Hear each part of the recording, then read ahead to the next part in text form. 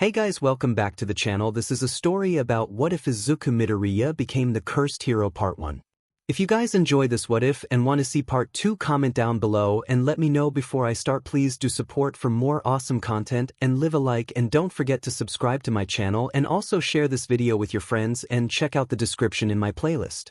The author of the story 𝗔𝗂𝗁𝗏 from Wattpad. So let's start the video. 𝗓𝗏𝗏 Sukuna Part 1. Nobody's POV. Waking up and feeling tired wasn't what Izuku had in mind. Oh, good morning. When Izuku heard that, he looked up to see a man with silver-like hair. 𝗧𝗑𝗁𝗏 that you? Izuku looked around to see nothing but paper around him. So which one are you right now? Izuku, wait, aren't you? 𝗘𝗁𝗏 Goju, I'm in charge of the first years at Jujutsu Tech. Izuku. Jujutsu Fushiguro. Wait, Izuku suddenly sprang into action. Izuku, wait, Sasaki, Iguchi. But then he felt his arms chained. Izuku, what is this? Both Goju and Izuku were inside room filled with paper and candles. Goju, I'm not sure you should be worrying about others. Izuku Midoriya. Izuku looked back at Goju feeling nervous. Goju, it's been deduced that you'll be secretly executed. Not everyone is born equally. This all started one day in 𝗏𝗏, China. A luminescent baby was born with a unique power called a quirk. Then, around the world as time passed, humanity started to obtain quirks, and people realized that their dreams of being heroes could become a reality with these powers.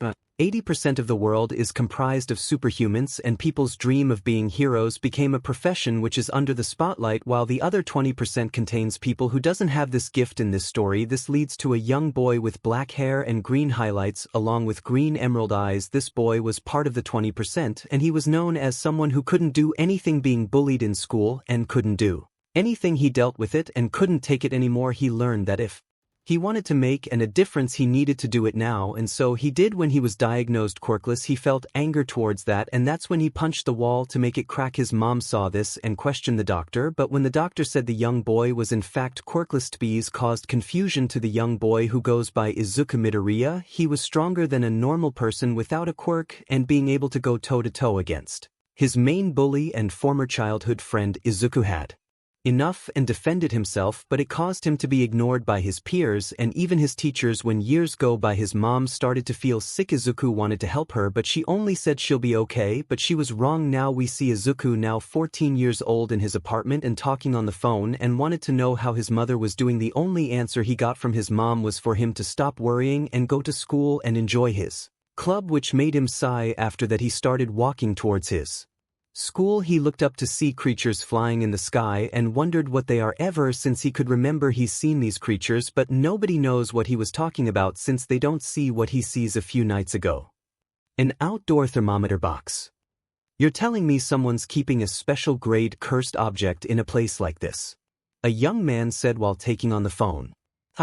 Recovering it should be no problem then.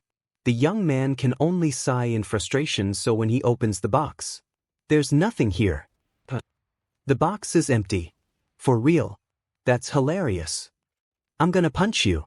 No going home until it's recovered, okay? With that, the person on the other end hang up.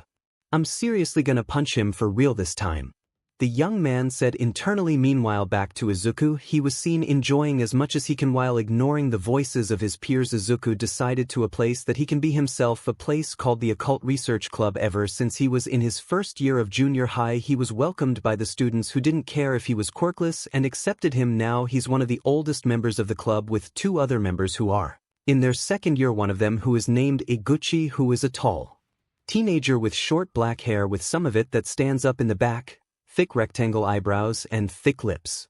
And the only girl member in the club, Sasaki, who is a teenager with brown-colored hair that extend to below her ears and styled in a bob, blue eyes, and wears glasses. 3. And the only girl member in the club, Sasaki, who is a teenager with brown-colored hair that extend to below her ears and styled in a bob, blue eyes, and wears glasses. And the only girl member in the club, Sasaki, who is a teenager with brown-colored hair that extend to below her ears and styled in a bob, blue eyes, and wears glasses. 3. These two who admired Izuku because he was the one who kept the club alive for so long. Izuku, so are the two of you ready? Both Sasaki and Iguchi nodded at Izuku, making him gulp. Izuku, alright, here we go.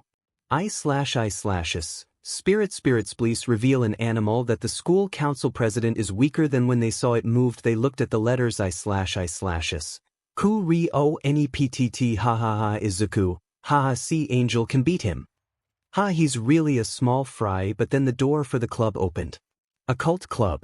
Izuku, oh so you really are Mr. 𝗏𝗏 causing the others to laugh even more. This made the council president to be pissed at Izuku, making him about to use his quirk but stopped just in time. CP, your club didn't submit its activities reports.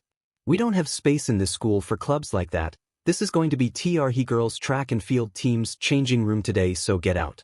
Izuku just sighed at that, having to deal with this since he was a first-year Izuku. You shouldn't underestimate us, Mr. 𝗏𝗏. This made the council president mad, but before he can complain, Izuku jokingly threatens to curse the president and points out the paranormal activities surrounding the rugby field. Rugby players have been getting sick, and they believe it's connected to an employee that went missing during the construction of the field. However, their senpai informs them that ticks were the cause of the sudden illnesses. The student council president is tired of the occult research club spreading rumors.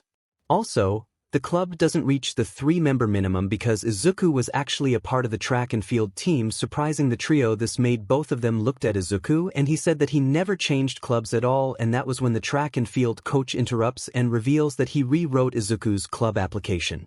This didn't sit well with Izuku at all, and reason for this is that the coach wants to make use of Izuku's extraordinary abilities for the track team, but Izuku downright refuses since this will be his final year at this school, and not even liking this didn't sit well with Izuku at all, and reason for this is that the coach wants to make use of Izuku's extraordinary abilities for the track team, but Izuku downright refuses since this will be his final year at this school, and not even liking the coach since he was prick. But the coach challenges him to a game that will put his membership on the line, and Izuku just sighed. Izuku, let's just get this over with. Meanwhile, out on the track field, the same young man from a few nights ago investigates the rugby field. He appears as just another student, but he can sense the grade 2 curse in the area. A giant tick-like cursed spirit is posted on top of the scoring poles, seemingly out of the young man's view. The boy wonders if this has anything to do with the cursed object said to be at this school. 𝗏𝗏 Sukuna Part 2. Izuku's POV. Out on the field, the coach challenges me to a game of shot put and loses after I hurled the heavy ball 30 meters with ease. Sasaki and Iguchi told me that I don't need to feel loyal to the occult research club, but I simply laughed at that and grabbed them into a group hug. Izuku, guys listen, I've grown attached to this club ever since I started this school on my first day, helping my senpais as much as I can until it was my turn to help you, so don't think you two can do this without me, okay? I said it while smiling, making them smile back, feeling touched with what I said. Izuku, besides you guys can't even go to haunted spots without me. This made them have a gloomy mood, making me laugh a bit. Nobody's POV. The one who's named Megumi watches from afar before moving on, but ends up running into Izuku on the latter's way to the hospital. Izuku dashes away with inhuman speed, and Megumi was surprised to find that he can sense even more curse energy than before. When Izuku visited his mother at Tsujisawa Hospital, where he smiled at his mom, 𝗏𝗏𝗏, you've grown so much, my little boy. Izuku, I'm not so little, mom, how are you feeling? 𝗏𝗏𝗏, the pain's still there. I don't know when I'll leave this earth, son, but if it's today or maybe even tomorrow. She looked at Izuku and gave him a smile. 𝗏𝗏𝗏, I want you to promise me to be strong enough to help others in need no matter what, okay? Izuku just nodded while holding his mother's hand. 𝗏𝗏𝗏 just smiled and went looking through her memories of all that happened. 𝗏𝗏𝗏, I'm scared to leave him, but I know he'll be an amazing person to all. You're special, Izuku. You're kind and sweet to other, and I know you'll do great things. I just know it. When 𝗏𝗏𝗏 closed her eyes, she gave him one last smile for Izuku. With that, he let go of her hand and clenched his fist. Seeing his mom smiling only made it harder for to try and hold back his tears. Izuku, goodbye, mom, I'll see you when my time comes to pass. He said this all with terror in his eyes, but he smiled, having the precious memories of his mom in him. After that, it was getting dark out, and we see Izuku singing up some documents at the desk. Nurse, that should be it for the documents. Izuku, okay, thanks for everything, nurse. Are you sure you're okay? Izuku just smiled while wiping away a few tears. Izuku, I'll be fine. Besides, I know for a fact my mom won't let me be mopey all day around. It helps if I just laugh it out. I'm sure she would want that. The nurse looked at him until the two of them heard a voice. Izuku, Midoriya, correct. Izuku looked to see a tall male with black spiky hair and giving Izuku a serious look. I'm from Jujutsu Specialty High School first year. The name's Megumi Fushiguro. Sorry, but there's no time. Izuku. Okay. Megumi asks about a potential cursed object. He explains that a talisman that was used to seal a curse has worn off, signaling potential danger. Izuku wondered what this was about, but he sighed and hands over the small box Megumi is asking for, but its contents are missing. Megumi grabbed Izuku by the collar, asking where the contents inside the box are. Izuku. Just calm down, man, I'm sure my co-ace have it. Megumi. Where do they live? Izuku. Somewhere around over in Izuku. Diswait, they mentioned something about peeling off the seal tonight at Shulisit. That bad? Megumi stared at Izuku. Megumi. Not just bad, they'll die.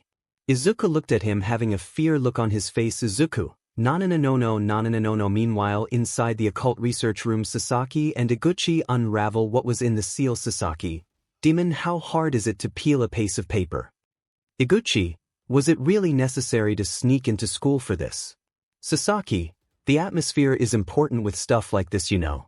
Besides, nothing's going to happen, so setting the creepy mood is important to make it more thrilling. Go look, it came off once she peeked it off. She and also Iguchi allude to see Sasaki. A human finger. Is it real? Iguchi was almost afraid to say it. The two didn't know was that something was lurking above them. Back to Izuku and Megumi, the two of them were running to get to the school and making sure not be spotted by pros and the police. Back to Izuku and Megumi, the two of them were running to get to the school and making sure not be spotted by pros and the police. Izuku. Do seals come off easily? Megumi. No, someone with no cursed energy shouldn't be able to normally, but this time though the object is too strong. The seal is old as well, it might as well be normal paper. When the two of them got to the school, Izuku stopped. Izuku, what is 𝗕𝗓𝗧𝗏 curse? What's this pressure I'm feeling? He can feel the cursed energy and Megumi tells him to stay back. Izuku, now hold on, I'm coming with you. I'm not just about have my friends get killed while I'm on the side. There aren't any heroes who I despise, so I can't just abandon them. Megumi just looked at him and gave him a glare. Megumi, stay here. Izuku just glared but sighed. With that, Megumi heads inside. Back inside the school. We see a creature. What time is it now? The hour hand points at 11. The creature was walking around the halls taking about the hour while Sasaki was hiding from it, trembling. Sasaki. What was that creature? I've never seen a person with that kind of quirk before. I'm scared. Sasaki jumped when she saw Iguchi. She was relieved until she saw something on his head and this made her scream. Back to Megumi. He got inside the school and heard the screams. He fends off the spirits, summoning his divine dogs by using the 10 shadows technique. With Izuku, he clenched his fist. Izuku. Why am I still doing here? I don't want to be called Deku again after getting a fresh start and moving away from those so-called heroes. Why I'm so afraid to I'm afraid to die. I can feel death somehow from the school. Mom, were you afraid to die? You probably were, Mom. I want you to promise me to be strong enough to help others in need no matter what. Okay. Izuku clenched his fist knowing what he was going to do. Megumi continued taking out more curses until he found a curse with 2 hostages. Megumi continued taking out more curses until he found a curse with 2 hostages. Megumi. 𝗕𝗏𝗏, is it trying to swallow the curse object and them all together? Megumi. 𝗕𝗏𝗏, is it trying to swallow the curse object and them all together? He tried to get there and stop the curse, but he was too late. Izuku. Be someone who can be there for others. I'll make sure to be strong and save them in my own way, even if I go to the dark side. Izuku appeared and kicked the window. Izuku appeared and kicked the window. Fushiguro. Midoriya. Izuku, you had a meaningful death, Mom. Izuku then flips a bit and gave the curse a punch and grabs Sasaki and Iguchi and getting enough room to from the curse. Izuku then flips a bit and gave the curse a punch and grabs Sasaki and Iguchi and getting enough room to from the curse. Izuku, that's why I can't let anyone die like this, a gruesome death. Izuku looked at another curse that was about to attack, but Fushiguro destroyed it while sighing. Fushiguro. Normally I'd be pissed, but good job, Izuku. Ah yeah. Sure. By the way, what's that eating the curse? Izuku said this while looking at 2 dogs eating the curse. Fushiguro. It's my Shikigami, you can see it. Izuku. Fushiguro.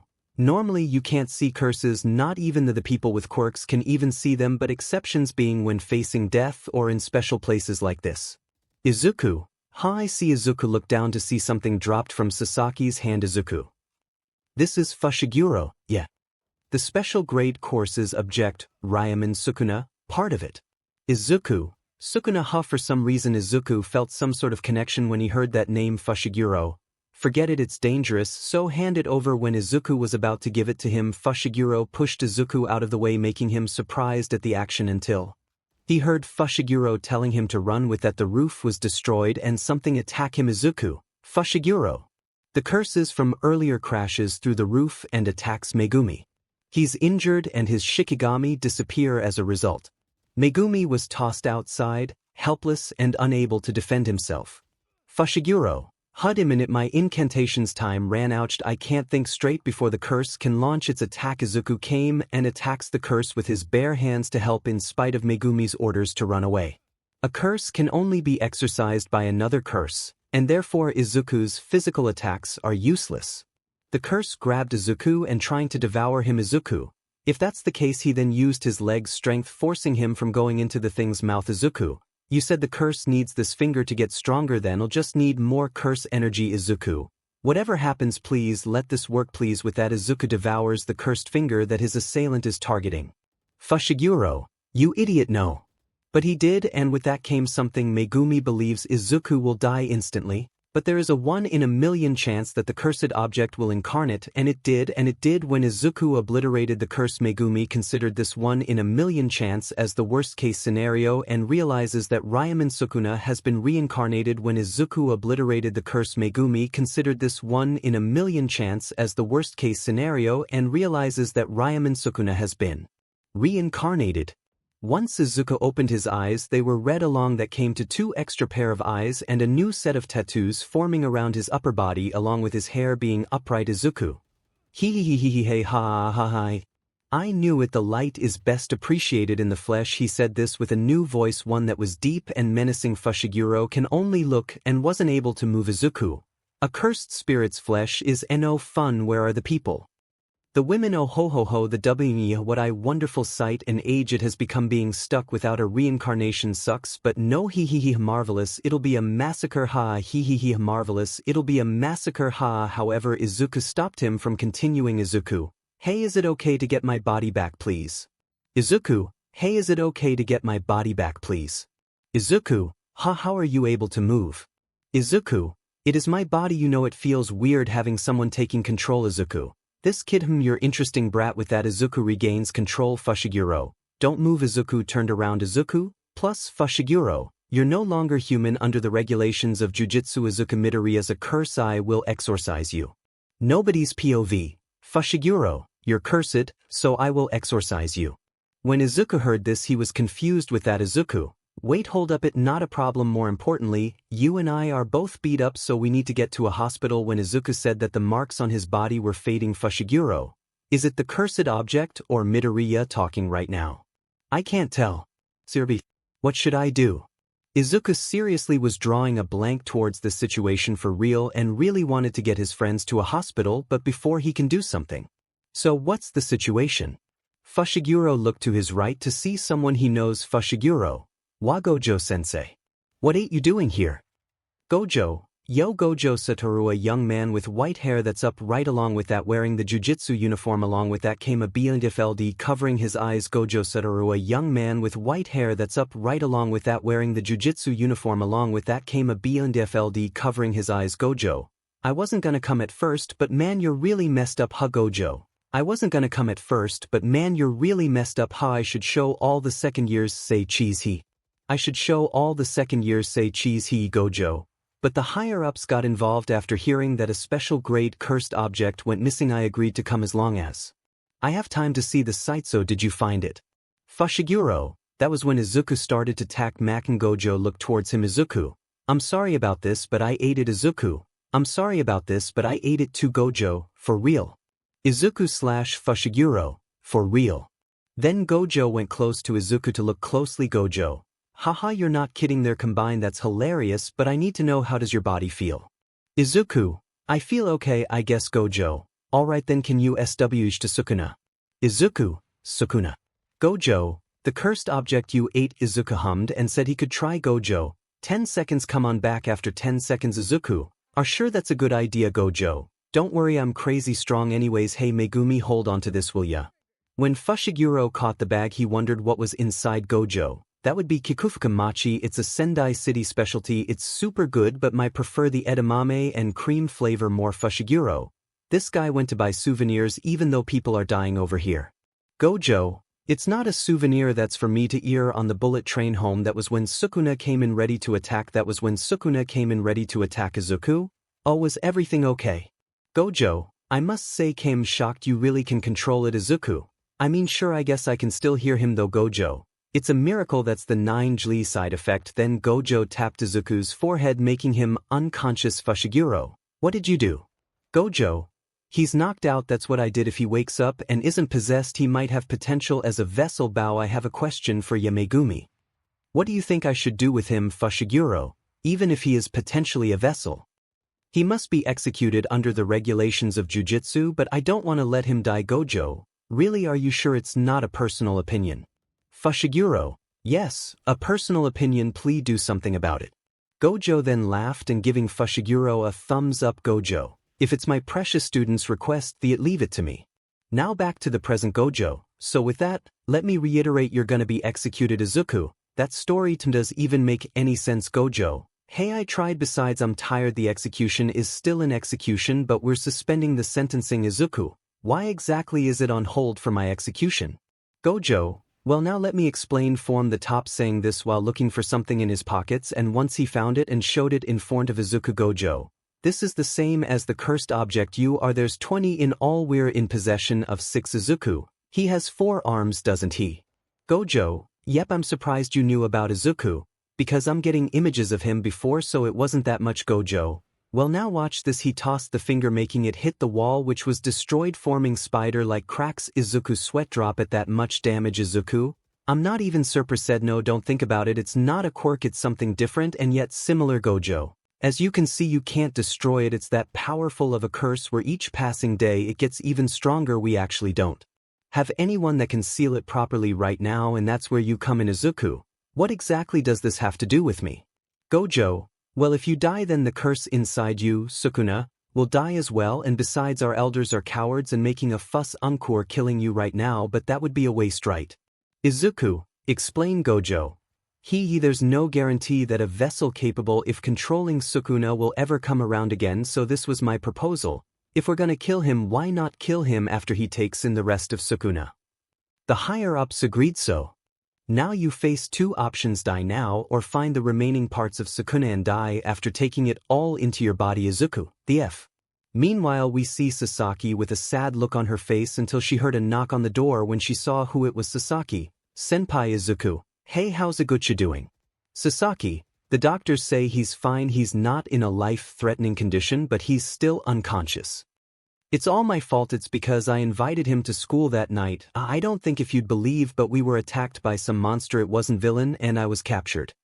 Izuku, you're not at fault, Sasaki, and I do believe those monsters, they're called curses, and that finger is a special grade cursed object, and it was able to gather other curses and make itself stronger. Sasaki, Senpai, she said this with tears flowing out of her eyes. Izuku, Sasaki, like I said, you're not at fault. I was the one who picked it up in the first place, so you don't need to worry. There's someone coming tomorrow to help 𝗂𝗧𝗏. I'll see you later, okay, Sasuke?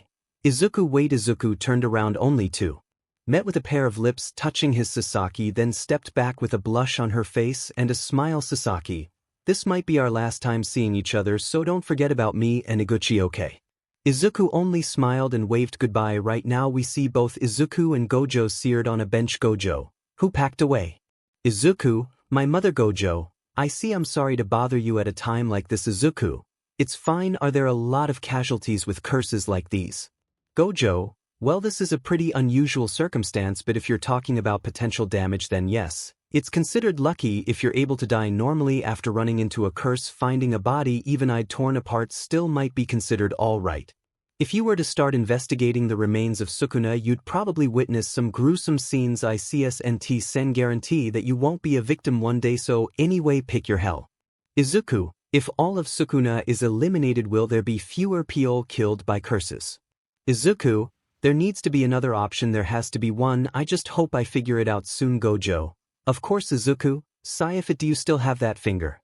𝗒𝗀𝗧, yep. Izuku looked at the finger. He just put it in his mouth and then swallowed it. Izuku looked at the finger. He just put it in his mouth and then swallowed it. 𝗒𝗀𝗧, That's number 2 1/10 of the way there, huh? What's gonna happen? Izuku started to shake until he laughed for a bit and then took a deep breath. Izuku started to shake until he laughed for a bit and then took a deep breath. Izuku. While that was something still gross though, Gojo, this kid, it's confirmed it's not just his body's resistance, he's able to control Sukuna without a problem. Only one every 1,000 years or so does such a person with a phenomenal ability like this appear. Izuku, hey, you doing okay? Gojo, it nothing, so I take it you're prepared for what's to come. Izuku, not really, but I'm going to eat the rest of Sukuna. Until then we'll see what happens. Gojo, good stuff, you're really growing on me, kid. Well, looks like it's shaping up to be a fun hell. Get your belongings together by the end of the day. Izuku, where exactly are we going? Tokyo. This surprised Izuku until he looked behind him. Izuku, Fushiguro.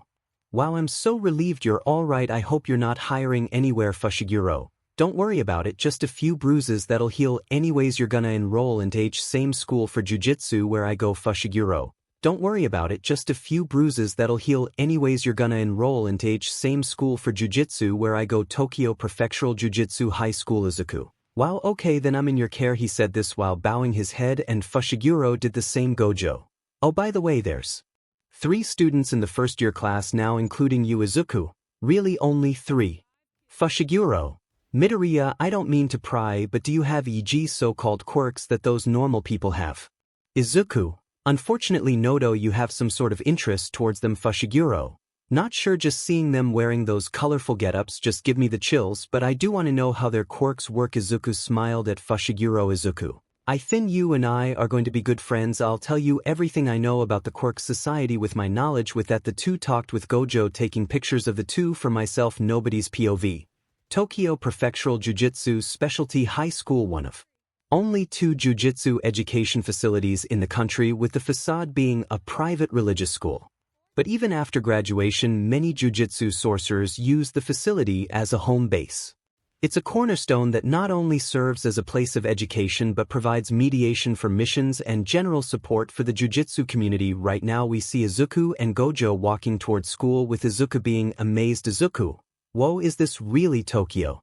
Gojo, this isn't actually out of the ordinary for a Tokyo suburb. Izuku, what about Fushiguro? Gojo, he's fast asleep after receiving jujutsu treatment, but first things first. Izuku, you've got an interview with the principal. Izuku, the principal? Gojo, now that I think about it, if you mess up you might get rejected for admission, so you better stay frosty, okay? This made Izuku pale. If that happens then he'll get executed right away. Man, what a disappointment, and here I thought you were the leader. The hierarchy not based purely on the strength is boring. If you ask me, the one who said that was none other than Sukuna, who was talking using his mouth that was located on Izuku's left cheek on his face. Izuku, okay, sorry about this, sensei. He comes out whenever he wants for some reason. Gojo, oh, what an interesting body you have. Sukuna, I owe you a debt. After all, when I make this kid's body mine, you'll be the first one I kill. Izuku, Sukuna, give it a break, man. Sukwan, are you telling me to shut my mouth, man? You have a pair of balls to talk to me like that. Izuku, well, you're stuck with me, so deal with it. Gojo, man, to be a target of the great Sukuna is quite an honor, and you must have a steel will to have a conversation with him. This made Izuku look towards Gojo. Izuku, so Sukuna is that famous? Gojo, yep, Ryaman Sukuna, with 4 arms and 2 faces, is a demon of lore, but the truth is, he was a human that actually existed. Although that was over 8,000 years ago, before the age of quirks, even. But in the golden age of jujutsu, the jujutsu sorcerers had sharpened their skills and finally defeated him. With the title Ryaman Sukuna, he would traverse the ages after his death as a cursed object. So we, the jujutsu sorcerers, wouldn't even be able to destroy his remains preserved in its own grave. Waxo, without a doubt, he is the king of curses.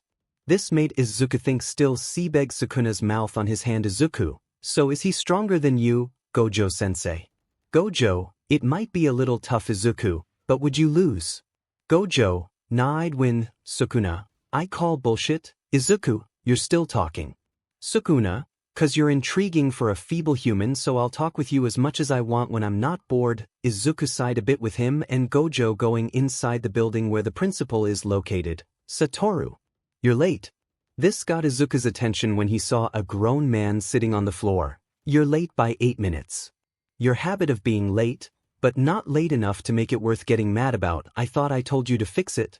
A tall man with short black hair that was shaved at the side of his head, a mustache goatee combination, and wore dark sunglasses with his attire consists of a zipped-up long-sleeved black jacket, black pants, and black shoes.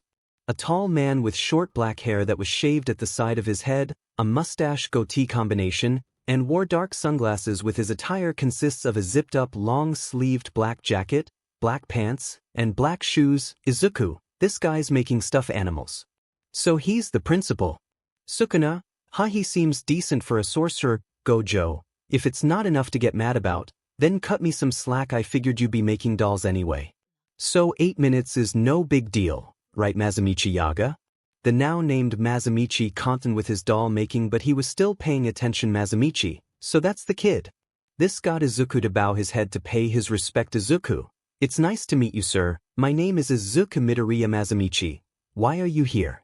This made Izuku confused until he told him because he came here for the interview, but then Yaga meant why did he come here to Jujutsu specialty. Izuku, to learn Jujutsu. Yaga, I mean beyond that, what do you hope to find once you've studied curses and learned how to exorcise them? Izuku, because I'm going to collect the remaining fingers of Sukuna, so it's dangerous to just leave them as it is. Yaga, why? This got Izuku to wonder what exactly this principal want him to say. Yaga, incidents, accidents, sickness, people you don't even know are dying every day. That's just how it is. There's nothing to reverse it, not even with these pro heroes. It won't change a thing. Gojo, there he goes again. Yaga, so you're telling me that if it's curse related it's inexcusable all of a sudden? This got Izuku to have a serious face. Izuku, because that's the last request I was left with by someone, so I'm not concerned with the details. I just want to help people as best as I can. Yaga, a last request. So you're saying you'll fight against curses based on someone else's will? You failed. Just then Izuku saw that the doll that was beside the principal started to move. Izuku, those weren't dolls. Yaga, cursed corpses. They're dolls infused with my curse. Also her name is Kathy, by the way. Then the doll starts rushing towards Izuku and went to punch him, but Izuku blocked the attack with his bag. Izuku, geez, its hit was heavy as heck. Yaga, people are more honest when they're in a pinch. Until I get a worthy answer she'll keep on attacking. Izuku took steady breaths and rushed towards the doll. Izuku, this request wasn't just someone else. Izuku then punches the doll with his strength, making it get pushed back. Izuku, it was from my mother's dying wish. Just then the doll then bounced and pivoted towards Izuku, who got hit in the face, which caused him to hit the wall. Yaga, a family member is still someone else. With that being said, Izuku saw the doll dancing, which irked him a bit. Izuku, this doll doesn't feel fear nor pain, but what am I supposed to do for me to not get hit by it? Yaga, a jujutsu sorcerer is constantly facing death, and not just their own death. Sometimes you must ignite those murdered by a curse to rend the flesh from it. It's an unpleasant job. You have to be motivated with a fair share of crazy, and you want to do it because someone else asked you to. Don't make me laugh. It would have been better if you'd told me you were doing it to postpone your execution. This got Izuku to narrow his eyes. Izuku, you don't know a dim thing. Yaga, really? Then would it be your mother's fault when you get killed by a curse? That did it, causing Izuku to not think clearly. That he almost went after Yaga, but he was suddenly stopped. Sukuna, why must I stop you for doing something like this, I wonder? Izuku, then why did you?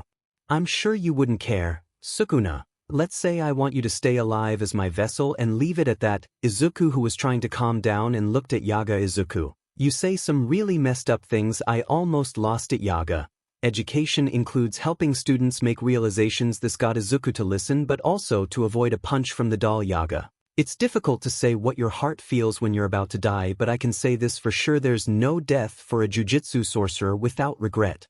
So at this rate you might even curse your beloved mother. So I'll ask you one last time, why are you here?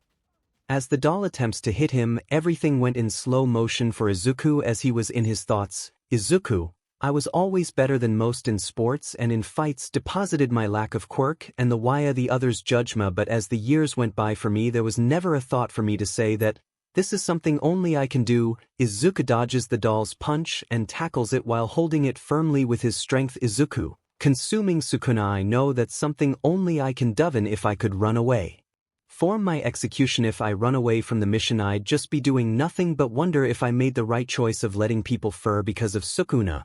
Thinking that it doesn't involve me, there's no way I can convince myself that it's not my fault. Izuku, with a serious look on his face, made Gojo smile. Izuku, I can say what I'll be thinking when I die, but I know this I'm not gonna regret the way I live. That's all it took for Yaga to have a smile on his face with him telling Gojo to show Izuku his dorm and explain the security and rules to him. Izuku, wait, does that mean Yaga nodded? Yaga, you pass. Welcome to Jujutsu Specialty High. This made Izuku smile and he was to be thank him but had to block a punch from the doll. Yaga, oops, sorry, I forgot to stop the incantation. Plus Izuku, it's fine, he said this with a smile on his face. Sukuna, I'll say it again, you're really strange. Izuku Midoriya? Izuku, then I'll take that as a compliment. Steel Beam Girl Part 1. Nobody's POV. Right now we see both Gojo and Izuku inside one of the rooms for the dorms. Gojo, you can use this space as you please. This maid. Izuku bow his head in respect. Izuku, thank you for this, Sensei. Gojo, it's fine. By the way, the second and third years are out right now, so you'll meet them soon, although there's not many of them anyway. Izuku set down his bag and looking through to find one of his hero analysis books. Meanwhile Gojo was just smiling. Gojo, Izuku, you don't need to fight, you know Fushiguro and I can go and retrieve the Sukuna fingers. Why don't you just wait here? This got Izuku stop writing and told Gojo he won't, that he made his decision. Izuku, but it would be a bit funny to see Fushiguro being a bit beat up bringing the fingers while I relax, although I would feel a bit sorry for him. Gojo, Trook, to be honest there's no way you ain't fighting.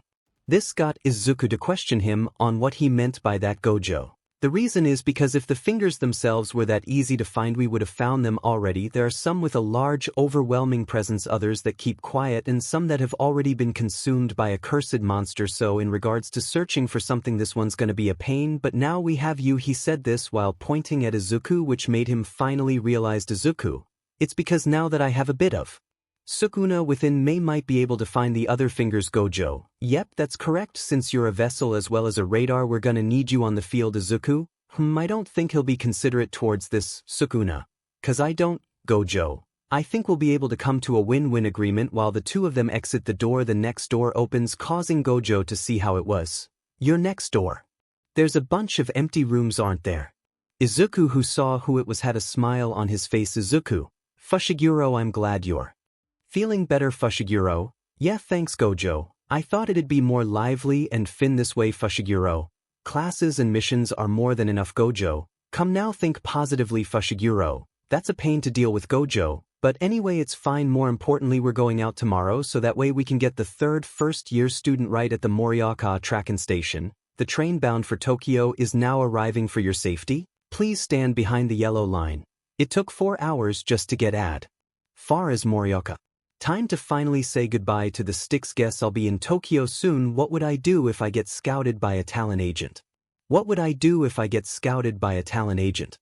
One right, we cut to a shopping district in Shibuya where citizens are enjoying the many shops in the district. Meanwhile we see Izuku and Fushiguro waiting on their third first-year member. Izuku, isn't it too little for 3 people to first year?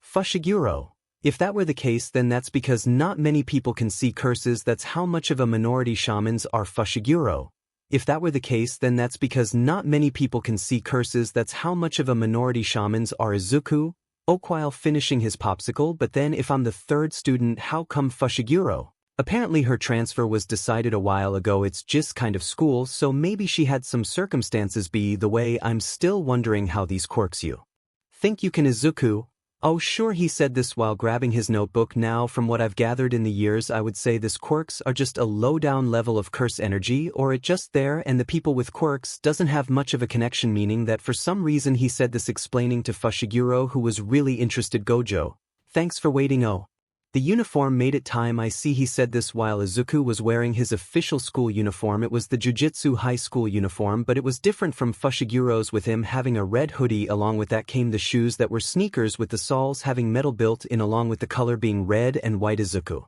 yeah, and it's a perfect fit, but it's a bit different with me having a hoodie. Gojo, that's because the uniforms can be customized upon request. Izuku, wait a minute, I never put in a request. Gojo, that's cause I requested a custom one on my own. Izuku, oh okay I guess, but Izuku felt something was a bit off when he looked at his shoes, but he shook it off for some other time. Fushiguro then got close to Izuku, telling him to be careful around Gojo since he has this side of him that does these sort of things. Fushiguro, more importantly, why are we meeting up in Harajuku? Gojo, she said she wanted to meet up here. Izuku, I wonder what our third student member is gonna be like. Sukuna, she better be a girl with some glorious bub. Izuku, and why exactly you have to say that? Sukuna, you'll know when you see them, then you'll agree with me. A few moments later we see a man asking a youth woman if she has the moment of her time to speak with him while seeking his name card, asking 𝗔𝗂𝗧𝗏 if she's interested in modeling, but she declines his offer. But he didn't want to let her go just yet and was about to follow her, but he was suddenly stopped by someone who grabbed his shoulder. "Hey you," this person said. With the man being nervous, he turned his attention to one who said it and saw it was young woman. "What about me?" "Agent, what about me?" "It's about modeling. So I'm asking you, how about me?" "Agent, no, I'm in a bit of a rush." So the agent tried to leave, but the girl didn't allow that. "Izuku, huh, so that's her. I kinda feel bad for the guy." "Sorry, not sorry." Izuku said this while wearing large red sunglasses with the name Rook in capital letters 𝗧𝗏. "I'm a bit surprised you even wanted to wear that." "Izuku, what can I say? The fanboy inside me hasn't left yet, so I'll kinda try out some other things besides heroes 𝗧𝗏. "Fair enough, Gojo. Hey, over here." Right now at a 400 yen locker area we see the 3 young men plus young woman. "Alright, I'm Kujisaki Nobara, I'm the flower in a group of happy boys." "Annoying?" Izuku then had a smile on his face. "Izuku, my name is Midoriya." "Izuku, nice to meet you 𝗧𝗏. I'm 𝗧𝗏 Megumi." This made Kujisaki to stare at both of them. Kujisaki, he'd definitely do things like lighting a full drenched in oil on fire just with his name. I can't stand boys that think they're all that, while the one with the green hair, for some reason I have the need to protect him like he's just a innocent little bunny. When she was finished he sighed. Kujisaki, I'm not very fortunate with my environment. This made Izuku tilt his head. "Izuku," she sighed after looking at our faces. "Sukuna? Oh, what's this I see? I give her an A+ for now." "Izuku, is there a reason why you just graded her?" "Sukuna, you'll find out when you get the chance." "𝗧𝗏, are you going somewhere after this?" "Gojo, I've finally gathered my 3 students, and on that note we're going sightseeing in Tokyo." This made Kujisaki excited. Meanwhile both 𝗧𝗏 and Izuku sweat drop. "Gojo, well then I'll announce where we'll be going, and that's Roppongi." This got Kujisaki and also Izuku excited. "𝗧𝗏, how come you're excited?" "Izuku, because I never went to Roppongi with it being amazing in the day and even more thrilling in the night, but unfortunately that wasn't the case when the group saw that it was an abandoned building." "𝗧𝗏, there are curses here, aren't there?" "Kujisaki, you liar. Don't toy with county folks like that." "Gojo, sorry about that, but there's a huge cemetery which means there's a curse outbreak there and in the abandoned building too." "Gojo, sorry about that, but there's a huge cemetery which means there's a curse outbreak there and in the abandoned building too." This got Izuku thinking with serious look on his face. "Izuku, so from what I can think of the people who think the grave sites are scary, it produces the curse similar to what happened back at the school." "𝗧𝗏, yeah that's right." "Kujisaki, hey hold on a second, this guy doesn't much about this." This made Izuku scratch his head in embarrassment with 𝗧𝗏 explaining Izuku's circumstance. "Kujisaki, he did what?" When she shouted she took a step back when she heard that Izuku swallowed the special grade cursed object. "Kujisaki, that's nasty." "No way. How unsanitary." "Kujisaki, that's nasty." "No way. How unsanitary." Izuku just sighed and looked towards Gojo. "Gojo, I want to know how far you guys can go, so this is like a practical test. So Nobara, Izuku, both of you go and exorcise the curses inside the building." This got Izuku go have a worried look. "Izuku, but you can only exorcise a curse with another sensei. You know I can't use sorcery yet." "So Gojo, you're right on that, but just remember you're a half curse with its magic flowing through your body, but since you don't have control over it you'll need to help 𝗧𝗏. Is why I'll let you use this." When Izuku looked to see it was a small dagger, he was fascinated when he felt an aura coming off from it. "Gojo, this is called Slaughter Demon. It's a weapon with cursed energy confined inside. This should be effective on the curses." But Izuku looked done at his feet, which got Gojo's attention and he could only smile. "Gojo, I see you found out something strange with the shoes as well." "Izuku, they're imbued with curse energy as well, aren't they?" "Gojo, yep, I figured you're someone who uses his legs more than your fist, so the metal is also encased with cursed energy so you can give those curses a surprise attack." Izuku nodded his head and was about to head inside with Nobara, but he was stopped by Gojo who told him to suppress Sukuna, which made Izuku confused. "Gojo, if you don't, any nearby curses will instantly be killed and also people nearby will also get dragged into it." Izuku nods his head while passing notebook to 𝗧𝗏 who caught it. "Izuku, I'll do what I can and Fushiguro read on page 168 you'll see something interesting Nobara. Hey hurry up Izuku. Okay with that. The two entered the building Fushiguro. I think I'll go in too Gojo. Don't push yourself you're still recovering Fushiguro. Even so someone should be keeping an eye on Izuku, right? Gojo, true but the one we're actually testing this time is Nobarabi the way what was it he wanted you to see in that notebook of his this made Fushiguro to wonder until he went to the page Izuku instructed him to go to and what he saw in him intrigued and as for Gojo he can only stare and laugh Gojo. Well I'll be damned this kid is something else Steel Beam Girl Part 2 Nobody's POV. Right now inside the building we see Nobara sighing Nobara. Ah so bothersome why do we have to interact with curses? First thing Tokyo. Izuku. Well we have to exorcise some curses so it couldn't be helped Nobara. Let's save some time and split up I'll start from the top and go floor to floor while start from the bottom so let's get this over with quick and grab some sushi Izuku. I'm sure but be careful okay who knows how dangerous these curses are this made Nobara to look at Izuku and she had a small blush on her face until she ran down the stairs towards Izuku and kicks him Izuku. OWY. This is a reference guess Nobara. I don't want to hear it from someone who was a normie until recently Izuku. Okay I'm sorry Nobara. Gah. This is why you're unpopular this lead to her going upstairs leaving Izuku alone Izuku. Does she even know if I'm popular with girls to begin with? Sukuna. Wow I didn't know this girl could be a beach. Izuku. Sukuna. None of that. Sukuna. What? I'm just saying she acts like a beach gives me a reason to train her. Izuku. Okay that's unsettling. Just as Izuku finished a curse appears above to snake up to him it attempted go stab him but Izuku cuts it using Slaughter Demon and flips out of the way curse. 𝐒𝐻𝐢𝐳𝐴 Izuku. A curse. The cursed spirit rushes towards him but Izuku dodges the attack and slices the cursed spirit underneath it and then rushes back and begins to slice through its legs and then he finally jumps in the air and stabs the cursed spirit in the head until it stopped moving Izuku. Okay that's that outside the building. Gojo. About Izukuman he's a crazy one he has no hesitation to the curses that are grotesque whether they take the form of the living if those curses try to kill him he goes to get rid of them without an ounce of remorse towards them. Unlike you he hasn't been in contact with curses for a long time either and he's just a boy who's been living a normal high school like. He probably would have gone to a hero school and tried to go pro. You've seen plenty of jujutsu sorcerers even those with talent give up in frustration because they couldn't conquer grief fear and disgust that comes with destroying curses, haven't you Megumi? So today, I want to check if she has that craziness. Right now we see Nobara in one of the rooms and looking sorrowed in it she stared towards one specific area Nobara. Hey, the curse over there. The mannequin in the middle are you planning on hiding inside? Saying this while being two large nails and a hammer Nobara.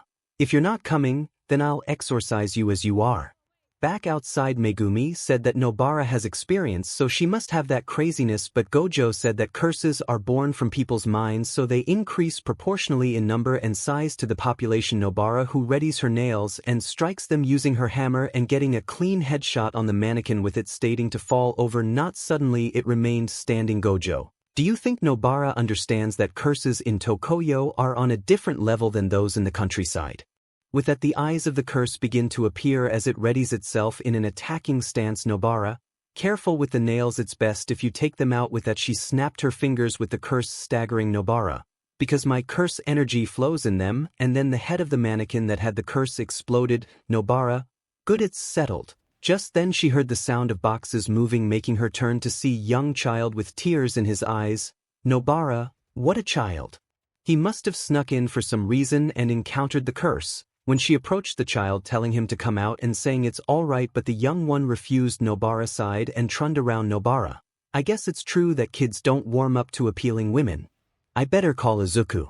But child stops her making her turn around only to see that the child was grabbed by a hairy-looking cursed spirit. This leads to Nobara going into a fighting stance but the fact that she can't attack it because the cursed spirit holds up his hand and threatens to kill the child. Nobara. Demon it's playing him hostage. This curse has intelligence, outside the building Gojo. When I say level, I don't just mean the amount of cursed energy they have it's their cunning. Monsters that have gained wisdom will often force cruel choices upon you with the weight of human lives in the balance. Back inside, 𝗵𝗲 could only glare at the curse cursing inside her mind, knowing that this curse isn't that strong. 𝗵𝗲, grade 4, maybe even a lower grade 3 AR best. But its awareness is the 𝗕𝗏𝗏. It chooses to take a hostage. I need to stay calm. If I die, the child dies too, but if the child dies, I won't die. Speaking logically, it's better if I survive at least. She then drops her hammer and nails and sighed in defeat. 𝗵𝗲, I'm unarmed, so let the boy go. But Curse only refused and displayed a smug grin on its ugly face. This caused 𝗵𝗲 to curse at herself for being an idiot. 𝗵𝗲, I wish I could have seen Saori-chan one last time. The curse continued to laugh until the wall behind him breaks, with a fist breaking through until the rest of the wall starts to break even more, and the curse's arms that held the child was sliced off by a blade, and the curse spirit was kicked and pushed back with the person who saved the child next to 𝗵𝗲. The child looks towards the one who saved him, and him along with 𝗵𝗲 saw that it was Izuku with a serious look in his face until he grew a concerned look towards the child. Izuku, are you? The child nodded, making Izuku sigh in relief right now, with Izuku taking his eyes off the curse that led it to phase through the wall. Izuku, 𝗕𝗏𝗏, it's getting away. 𝗵𝗲, I don't think so. Izuku, give me that arm. This led to Izuku being confused until he smirked. When the curse was seen jumping through the building, both Fushiguro and Gojo to see the curse spirit. Fushiguro, I'll exorcise it. Gojo, now hold on. 𝗵𝗲 then puts a straw doll on top of the cursed spirit's arm. Child, a straw doll. Izuku, interesting. Sukuna, I'll say this once I've seen better. Izuku, you're just a bunch of sunshine, aren't you? Sukuna, I'm worse than sunshine, you brat. I'm literally worse. Then 𝗵𝗲 readies her hammer and nail. 𝗵𝗲, straw doll technique, and then slams the nail onto the straw doll. 𝗵𝗲, resonates. And then the sound of the curse's heartbeat pounded and having multiple spikes coming out of him as it begins to fade away. Gojo, nice. She's crazy all right. Inside the building, 𝗵𝗲 breathed heavily while saying they won, but she lost her balance, which made her be caught by Izuku. Izuku, I gotta say you're something else, but didn't I tell you to be careful? 𝗵𝗲 didn't say anything, but only having a blush on her face, but she then slapped Izuku across the face, making him let go of her. Izuku, ow. But 𝗵𝗲, well, you deserve it. And also, what have you been eating that lets you punch through a wall with your bare hands? Some sort of quirk? Izuku, no, 100% quirkless, and plus it wasn't reinforced concrete. 𝗵𝗲, even if it was, that'd still be impossible for most people. Izuku, you mean the ones without quirks? Honestly, you've been asking me plenty of questions. How about I say this? Is there a reason why you came to Jujutsu High? Just want to know. 𝗵𝗲 turned his back towards him until she gave him a look that made him feel something. 𝗵𝗲, because I'm from the countryside, and I wanted to live in Tokyo. Izuku suddenly felt the feeling disappeared, making him have a blank look towards this girl. 𝗵𝗲, this was the only way I could move to the big city without having to worry about money. Izuku, 𝗵𝗲, and besides, so far as it goes, I'm kind of grateful to you too. Saying this while her reaches to the child's head while having a smile on her face. 𝗵𝗲, there wouldn't have been a bright future if I had died or I had been the only one to survive. Thanks. Izuku could only stare, which made 𝗵𝗲 to look his way, causing him to turn his head. Sukuna, oh, it seems you're really interested towards that girl, huh? Izuku, maybe I am. At the end of the day, the Chud waves goodbye to the three teens and Gojo, with the latter asking if they can grab some food, with 𝗵𝗲 and Izuku agreeing while Fushiguro was seen scrolling through his phone, with 𝗵𝗲 telling Izuku to fetch her stuff, causing him to raise his eyebrows at her. Izuku, say what now? 𝗵𝗲, well, consider this the request of our appealing girl, and since we won that battle because of my cursed energy, you got a problem with that? Izuku walked towards her with his face close to hers. Izuku, I ain't no one's little boy even if you're appealing. Once he said that, he walked away from the group with 𝗵𝗲 a bit flushed around her face, with Fushiguro and Gojo watches Izuku walking away. Gojo, well, now we better follow him, and with that him along with his two students walk and try to reach the green-haired young man. Log, July XXXX, location West Muzutafu Juvenile Detention Center. In the sky above the exercise yard, unnamed apparition of potential special grade. Its cursed WMB was witnessed by several non-jujutsu sorcerers. Due to the emergency of the nature, 3 Jujutsu High first years were dispatched to the scene and 1 died. 𝗧𝗵𝗵𝗶 The area was gloomy as the rain began to pour down from the dark clouds from above. Our window verified the 𝗧𝗵𝗵𝗶 3 hours ago. Once 90% were successfully evacuated, they made the call to seal off the center. Citizens within a 500-meter radius have been evacuated as well. An older man said this with a serious look on his face. Mr. Echiji question. What's a window here? Izuku asked the owl named Echiji.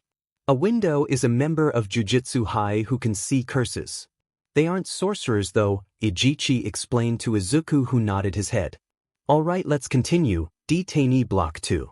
At present, 5 detainees remain there with the cursed 𝗵𝗵𝗵. If the cursed 𝗵𝗵𝗵 is the type that metamorphosis, we predict it will become a special grade cursed spirit, Echiji said. Special grade, both 𝗏𝗏 and 𝗵𝗏 thought. So normally a Jujutsu sorcerer will be assigned to a curse of similar grade. Izuku asked. That's right, and Gojo-sensei would be dialed in today for this, 𝗏𝗏 said while having a slight headache which Izuku saw. I feel like there's a but in this, Izuku said with 𝗏𝗏 sighing while saying Gojo was on a business trip and this made Izuku sweat drop from that. To be honest, he's probably not someone who should be wasting time at a place like Jujutsu High. 𝗏𝗏 said, unfortunately, we're constantly short-handed in this business. You'll often have to undertake missions beyond your power. The current case, however, is an abnormal one and most urgent. Do not fight under any circumstances. If you encounter a special grade, your options are either to run or die. Echiji stated with Izuku and Nobara were both shocked by these words. I'm sorry, but just listen to your fears. Do not forget that your mission here is strictly the verification and rescue of survivors, Echiji said.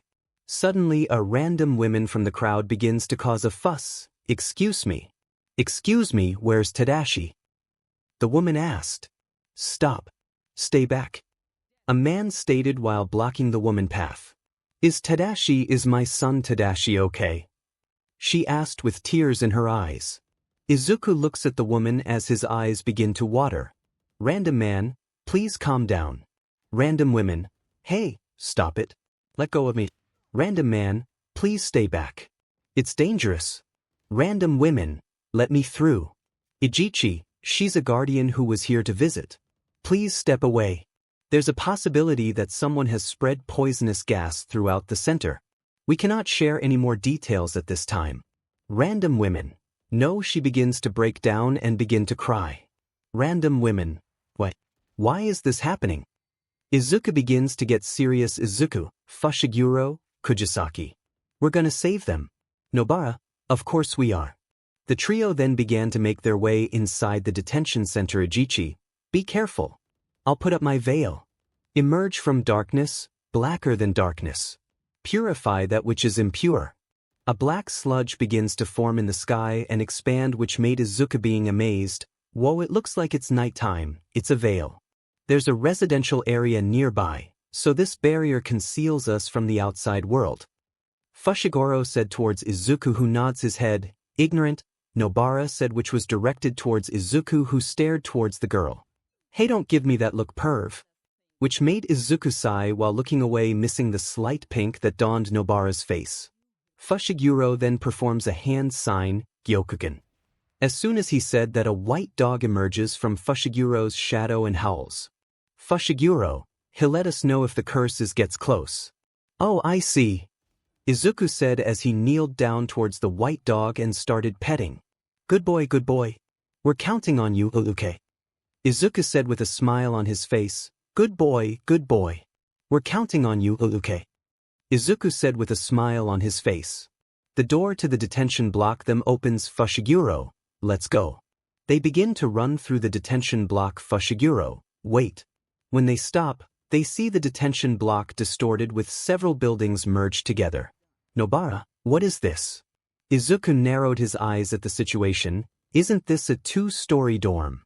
Izuku asked if Nobara, saying that they should calm down while saying that it's a maisonette. No, it's not. It's the deployment of an innate domain due to cursed energy. It's my first time seeing one this big. 𝗏𝗏 thought, but then he suddenly realized something was wrong. Where's the door? he yelled out, which made Trio to see that the door was gone. Well, that's just dandy, Izuku thought. My, so how are you and your minions gonna get out of here, brat? Sukuna said within Izuku's mind, but all he got was silence from the boy, which only made him laugh. How? We just came in through here, didn't we? Nobara yelled out while grabbing Izuku by the arm. How what are? Before Izuku could finish what he was gonna say, he got pulled by the girl. What do we do? What do we do about this? Nobara saying this while doing a little dance with Izuku, simply being the one getting pulled in, but he didn't fight it since he can tell the girl in front of him will hit him with her hammer. It will be fine. The dog remembers the scent of the entrance. As Fushiguro said that, Nobara stopped her little dance and let go of Izuku's arms and started petting the dog, which it enjoyed since its tail was wagging happily. Good boy. Have some jerky. Have all the jerky you want, she said while Izuku was trying not laugh, with Fushiguro being irritated by the behavior. You're way too calm, Fushiguro said while Izuku placed a hand on his shoulder. You really are dependable, Fushiguro. Thanks to you, we'll be able to rescue the people and save ourselves, too. Izuku said this while smiling, which caused Fushiguro to be silent for a second. Let's keep moving, he said this while having a small smile on his face. A few minutes went by and they make their way through the detention block, walking through the vast corridors until they stumble on 3 corpses. Izuku rushes towards the corpses and was in shock at the state of them. Nobara. Atrocious. Fushiguro. That's 3 people, right? Izuku grabs the shirt of the body to look at the name tag, bearing the name Okazaki Tadashi, remembering the words of the lady outside, random women. Is my son Tadashi okay? Izuku's hair covered his eyes. Let's take this body back. Nobara. Izuku, it's that woman's son. Nobara, but Izuku, his face isn't too badly mangled. His mother won't accept it if we tell her he's dead, but we don't have a body. The back of his hoodie was suddenly dragged by Fushiguro. We have to find and verify 2 more. Leave that body behind, don't joke around. We turned around and the way we got in here was gone. We won't be able to come back for it later. Izuku yelled out. Fushiguro, I didn't say come back for it. I said leave it behind. I have no intention of risking my own life to save people I had no intention of saving in the first place. Izuku grabs Fushiguro by the collar. Izuku, no intention of saving him. What do you mean? Fushiguro, this is a juvenile detention center. Jujutsu sorcerers are granted access to all information about the scene beforehand. This Okazaki Tadashi hit a little girl on her way home from school while driving without a license. It was his second offense of driving without a license, yet he still chose to do it despite the heroes warning him otherwise. I know you're struck on saving lots of people and guiding them to proper deaths. That was your goal before all this, to be a hero that saves everyone, but what are you going to do when someone you saved kills someone else in the future? Izuku, then why did you bother saving me? Fushiguro doesn't answer. Nobara. Cut it out. Christ, what are you 2 doing? You're both idiots. Think about the time and place. If you before she could finish, she was sunk into the ground with Izuku being a bit too out to reach out for her. Kujisaki. He yells out. No way. Demon dogs should have sensed the curse.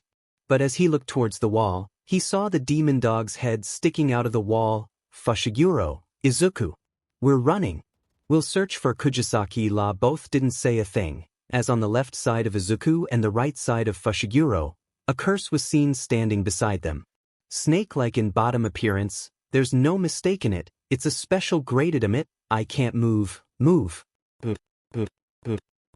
In that moment, Izuku remembers the words of his mother, hearing her kind, loving tone. Help others. With quick motion, Izuku grabs Slaughter Demon and attempts to slash the special grade, but, in a split second, his left hand was sliced off Fushiguro. Izuku. Izuku stares at his severed hand but for some reason couldn't feel any pain.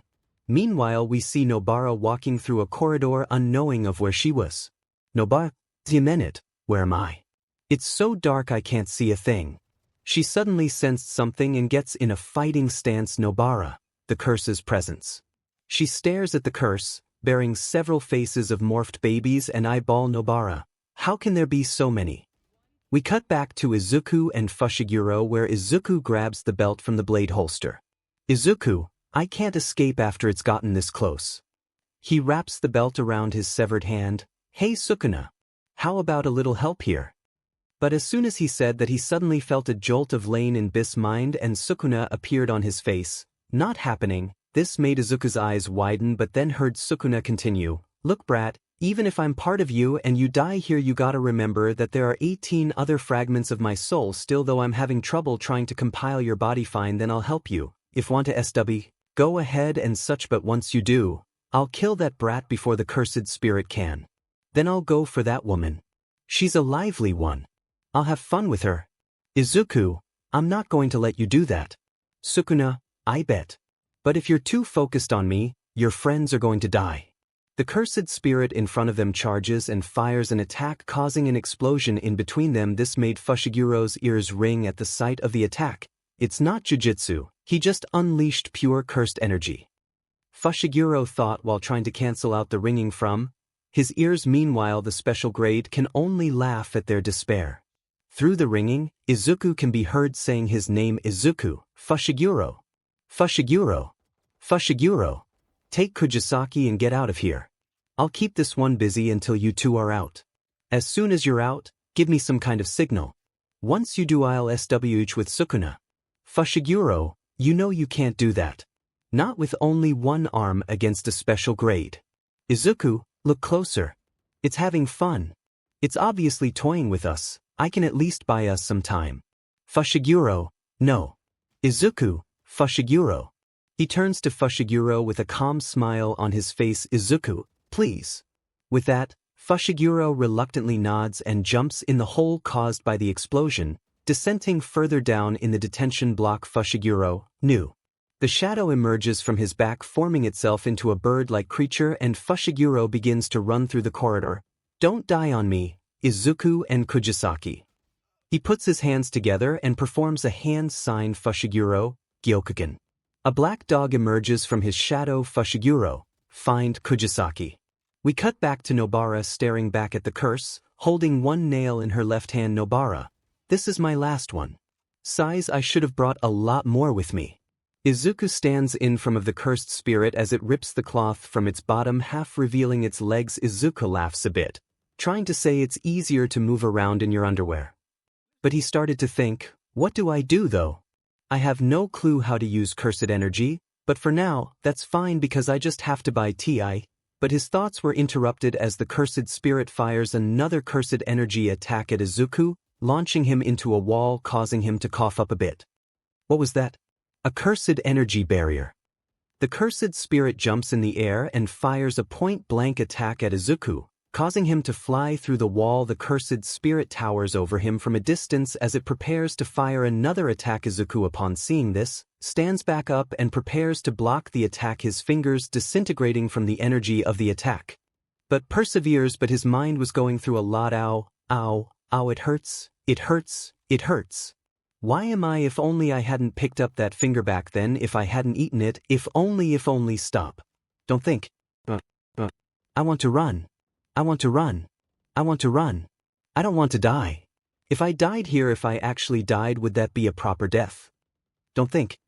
The force of the attack pushes him, and in that moment, all he hears are the words of his mother. Help others. Have I gotten so weak? Meanwhile, we cut back to Nobara, who was seemingly hanging upside down, staring at the face of the curse. I know your face now. I swear I'll curse you. She yelled out as the curse lifts her in the air and prepares to eat her, with her having a face of disgust. Until she was grabbed away from the curse, and the curse holding her before was bitten by a large snake. Then a cursed frog was seen that grabbed Nobara and places her in its mouth. We're escaping, Kujisaki. Fushiguro says. You know, I hate frogs. Well, that's too dim and bad. Back with Izuku, the special grade makes a triumphant landing, standing in front of the blooded and beaten Izuku, who simply felt broken.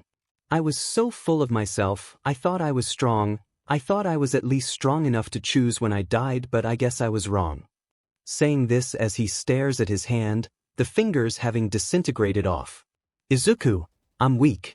He stands up from his crouched position. Izuku, I'm far too weak. I don't want to die. No way. He begins to have flashes appear in his mind. I want to prove that I can make a difference. I want to continue living so that I can hang out with those who I call my friends. But I'm going to die. Tears begin to flow down his face. A proper death. You're right. Why do I have to be so naive? He thought as he begins to remember the words of Principal Yaga, Jujutsu sorcerers never die without regret. Still, I want to be able to say that my death was a proper one, so all the hate, fear, regret, let it all out and put it in your fist. His fist begins to emanate a red glow as he lets out a roar. AMD rushes towards the special grade and readies an attack. But as the attack makes contact and the ground begins to break apart, his fist was caught by the special grade, who can only laugh at the feeble attempt from Izuku's attack. 𝗕𝗏𝗏. He cursed out as he stares at the curse, until he hears a howl making his eyes widen. That howlets Fushiguro's signal alright Sukuna let's SW. Finally, Izuku begins to display a sinister smile as tattoos begin to appear on his face. This made the special grade upon noticing steps back while Sukuna simply sighed. What a thoroughly annoying brat, but I gotta give him points for his display earlier, although he's obviously screwing with me. Saying this as he walks towards the curse and places a hand on his shoulder. Hold on a moment. I'm thinking right now, I wonder on what I can do to make that brat regret this. If I went after him, the brat would just SWH back right beforehand, so the thing that would cause him the most trouble is probably this. I'll put things back the way they were. While thinking, he walks away from the special grade. Hey, let's go kill some kids. The curse jumps back as Sukuna's fingers begin to regenerate. He motions his finger for the curse to follow him. Sukuna, follow me. The special grade, concerned for its own safety, begins to charge and attack Sukuna. Idiot. He turns back to see the special grade fire his attack, which made him regenerate the other hand completely and block the attack with ease. Sukuna? I healed this one too. The special grade was shocked at its attack being blocked. Sukuna, you don't like walks? Well, cursed spirits are usually supposed to stay where they're born. Fine. In that case, Sukuna seemingly disappears from the special grade's sight. Sukuna, you die here. Saying this as he slams the curse into the ground. Oh, what's he matter? You're not finished already, are you? He said mockingly, which made the special grade to give him a face of anger. Sukuna, that's it. Come on, try harder. Sukuna then slams his foot onto the special grade, causing the floor beneath them to shatter. While they were falling, the special grade grabs onto Sukuna's leg. Even a cursed spirit would miss their arm, right? As he said this while waving the special grade's arm, that it made it cough up blood as the special grade gets submerged into the water and the rubble. We cut back outside with Fushiguro, please expand the evacuation area to 10 kilometers. Ijichi, what about you? Fushiguro, I'm waiting here for Izuku to return. Ijichi, I see. After I take Kujisaki to the hospital, I'll return as quickly as possible. Fushiguro, no, there wouldn't be much point in you staying here. If you want to do something, please ask them to send over a sorcerer grade 1 or higher. Not that I imagine any are around. We don't want the heroes catching wind of this. Ijichi, I'll do what I can. Later. The car drives off. If the worst case happens, it's my responsibility to end him. We cut back to Sukuna. Sukuna, hey, did you know? We're both classified as special grade, apparently. Both you and me. The cursed spirit hangs above, all limbs cut off and ingrained into the wall. The special grade escapes his captivity and regenerates his limbs. Sukuna, good job, special grade. Keep trying, keep trying. The special grade jumps down and does a landing, smirking at Sukuna. Sukuna, you look happy. Want me to praise you? But healing with cursed energy isn't that hard for cursed spirits, unlike humans. Neither you nor this brat really understand what curses truly are, so this is a good opportunity, so I'll show you what real jujutsu is. What 𝗕𝗏𝗄𝐴 domain expansion, the sound of a water droplet was heard, and then the sound of flowing water was seen circling around with Sukuna being revealed and donning into different clothing while something was behind him. Malevolent Shrine. As the special grade, upon witnessing the sight of the domain, gets sliced up into several pieces with Sukuna, who simply walks towards the special grade. I was planning to cut you into 3 slices, but you're really weak. Oh yeah, and there's this. He puts his fingers in the hole in the special grade's chest and pulls out the finger inside it. I'll be taking this. saying this as he walks away while the special grade was set on fire. "It's over, kid," but he got no response. "This sucks. If you're going to SW, just do it already." And yet he got no response, which made him curious. "Hey, what's the matter with you, Izuku?" And yet no response, which caused him to sigh. "Of all the days to not talk to me, guess I should do something while I have a bit of control," saying this with a sinister smile on his face. Just outside of the detention center, the sky remains dark and gloomy as the rain continues to pour down while Fushiguro was seen standing at the front of the gate until he senses something. The innate domain's closed off. That means the special grade is dead. Now we just need Izuku to return safely, but then Fushiguro begins to sense something far more sinister and worse that it made his eyes widen. "Sorry, but he's not coming back." As Fushiguro heard this, he turned around to be faced with Izuku, with his hair up and giving the boy a smirk, with Fushiguro having a shocked look as he heard that information. As Fushiguro heard this, he turned around to be faced with Izuku, with his hair up and giving the boy a smirk, with Fushiguro having a shocked look as he heard that information. "Come on now, don't be frightened. I'm actually in a great mood right now, so let's chat for a bit," he says as walks in front of Fushiguro. This is what he gets for trying to use me without any kind of pact. Feels like he's having some trouble switching back. Still though, it's only a matter of time. As he said this, he rips the uniform off his top half. "Alright then, I know about what I can do right now. Alright then, I know about what I can do right now." Fushiguro displays a look of shock and worry as Sukuna impales himself with his hand, causing Fushiguro to gasp. What are you?" Sukuna's chest begins to bleed as he rips the heart from his body, still beating in his hand. Sukuna's chest begins to bleed as he rips the heart from his body, still beating in his hand. "I'm taking this brat hostage." As Sukuna said that, Fushiguro yelled out on what he means by that, with Sukuna simply laughing. "Well, I can live without this, but that ain't true for the brat." While he chucks the heart to the side as it stops beating, "Switching out with me means he dies," and also, displaying his finger and saying for good measure, he places the finger in his mouth and swallows it. Sukuna's finger. That special grade cursed spirit in there must have consumed it. Sukuna let out a yawn. "With that, I'm free as a bird. You can be frightened now, I'll kill you." His nails sharpen at the boost in power, for no particular reason. Fushiguro looks down at the ground. "Our positions are reversed now, but you just don't get it," he is thinking about the wide smile Izuku gives. Izuku's coming back. Even if that means he'll die, that's just who he is. This made Sukuna to sigh while placing a hand on his face. "You give him too much credit. This guy's just a little tougher and denser than other humans."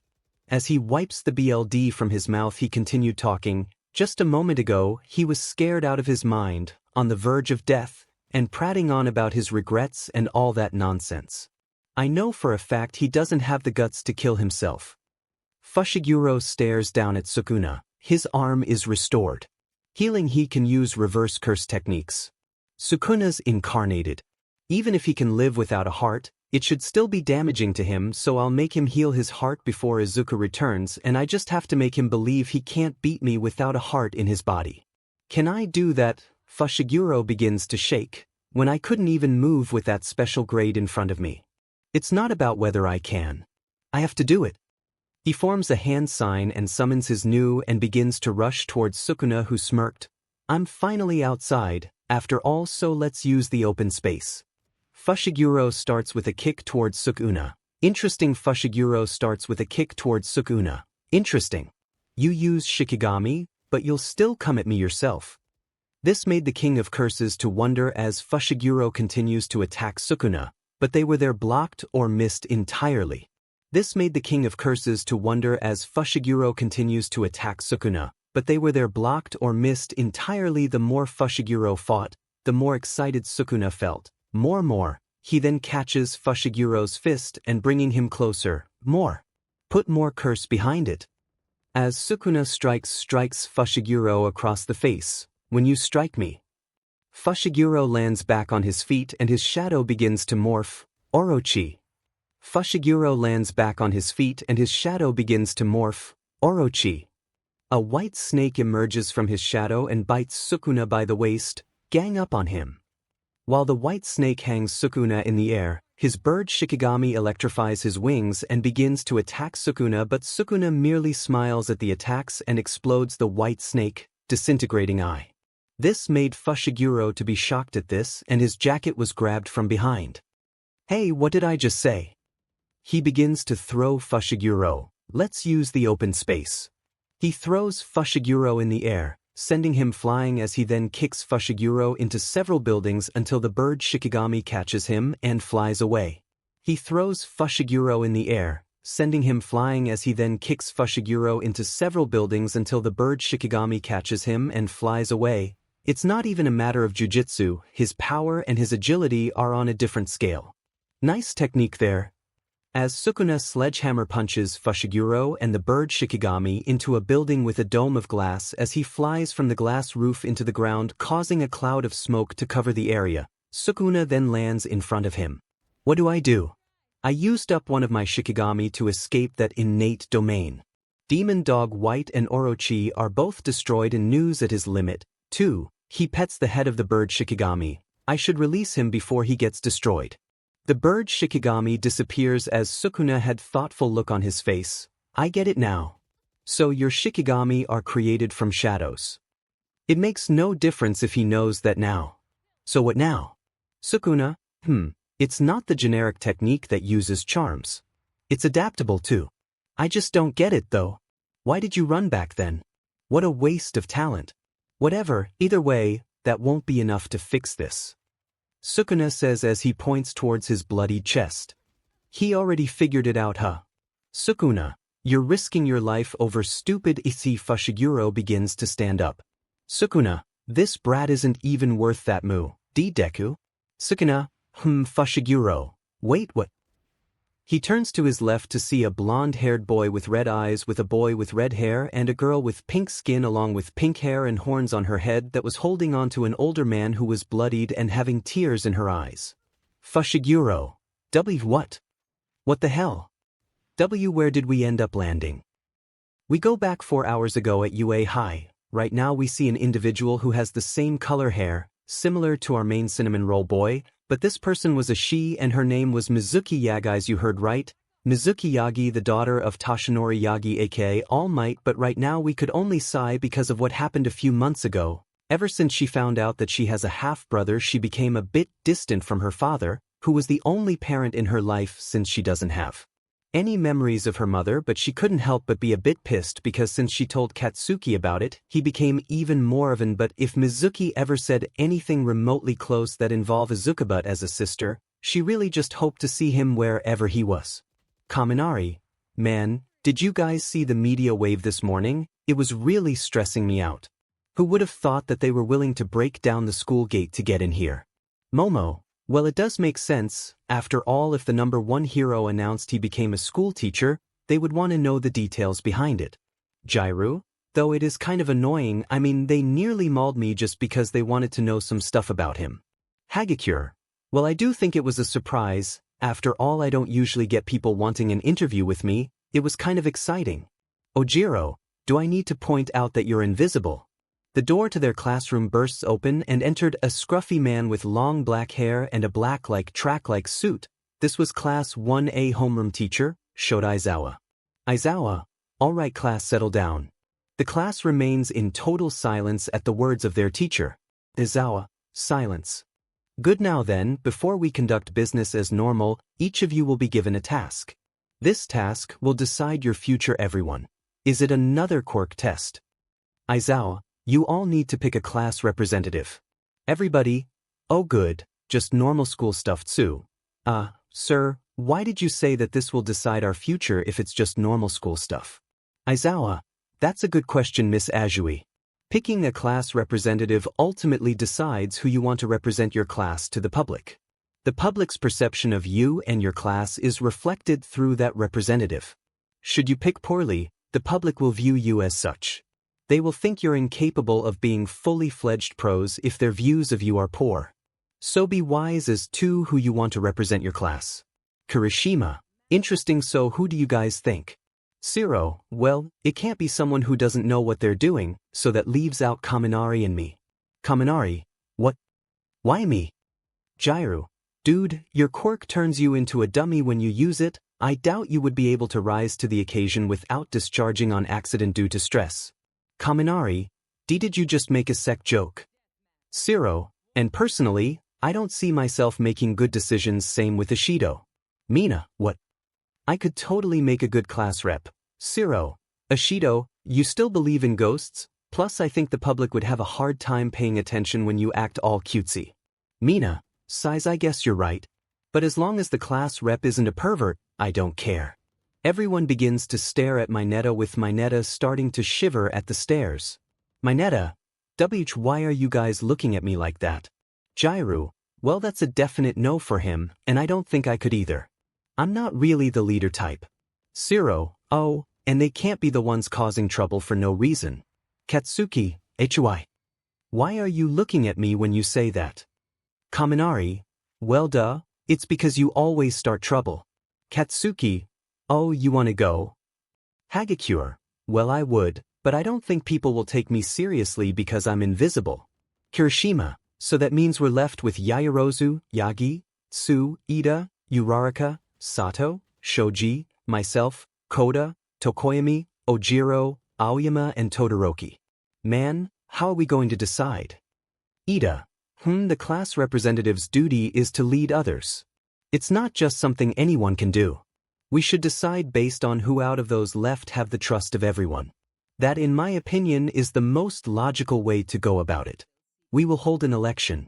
Tsu, but we've only known each other for a few days. Kirishima, besides, those that are left will probably vote for themselves. Even the guys that aren't left might just vote for themselves.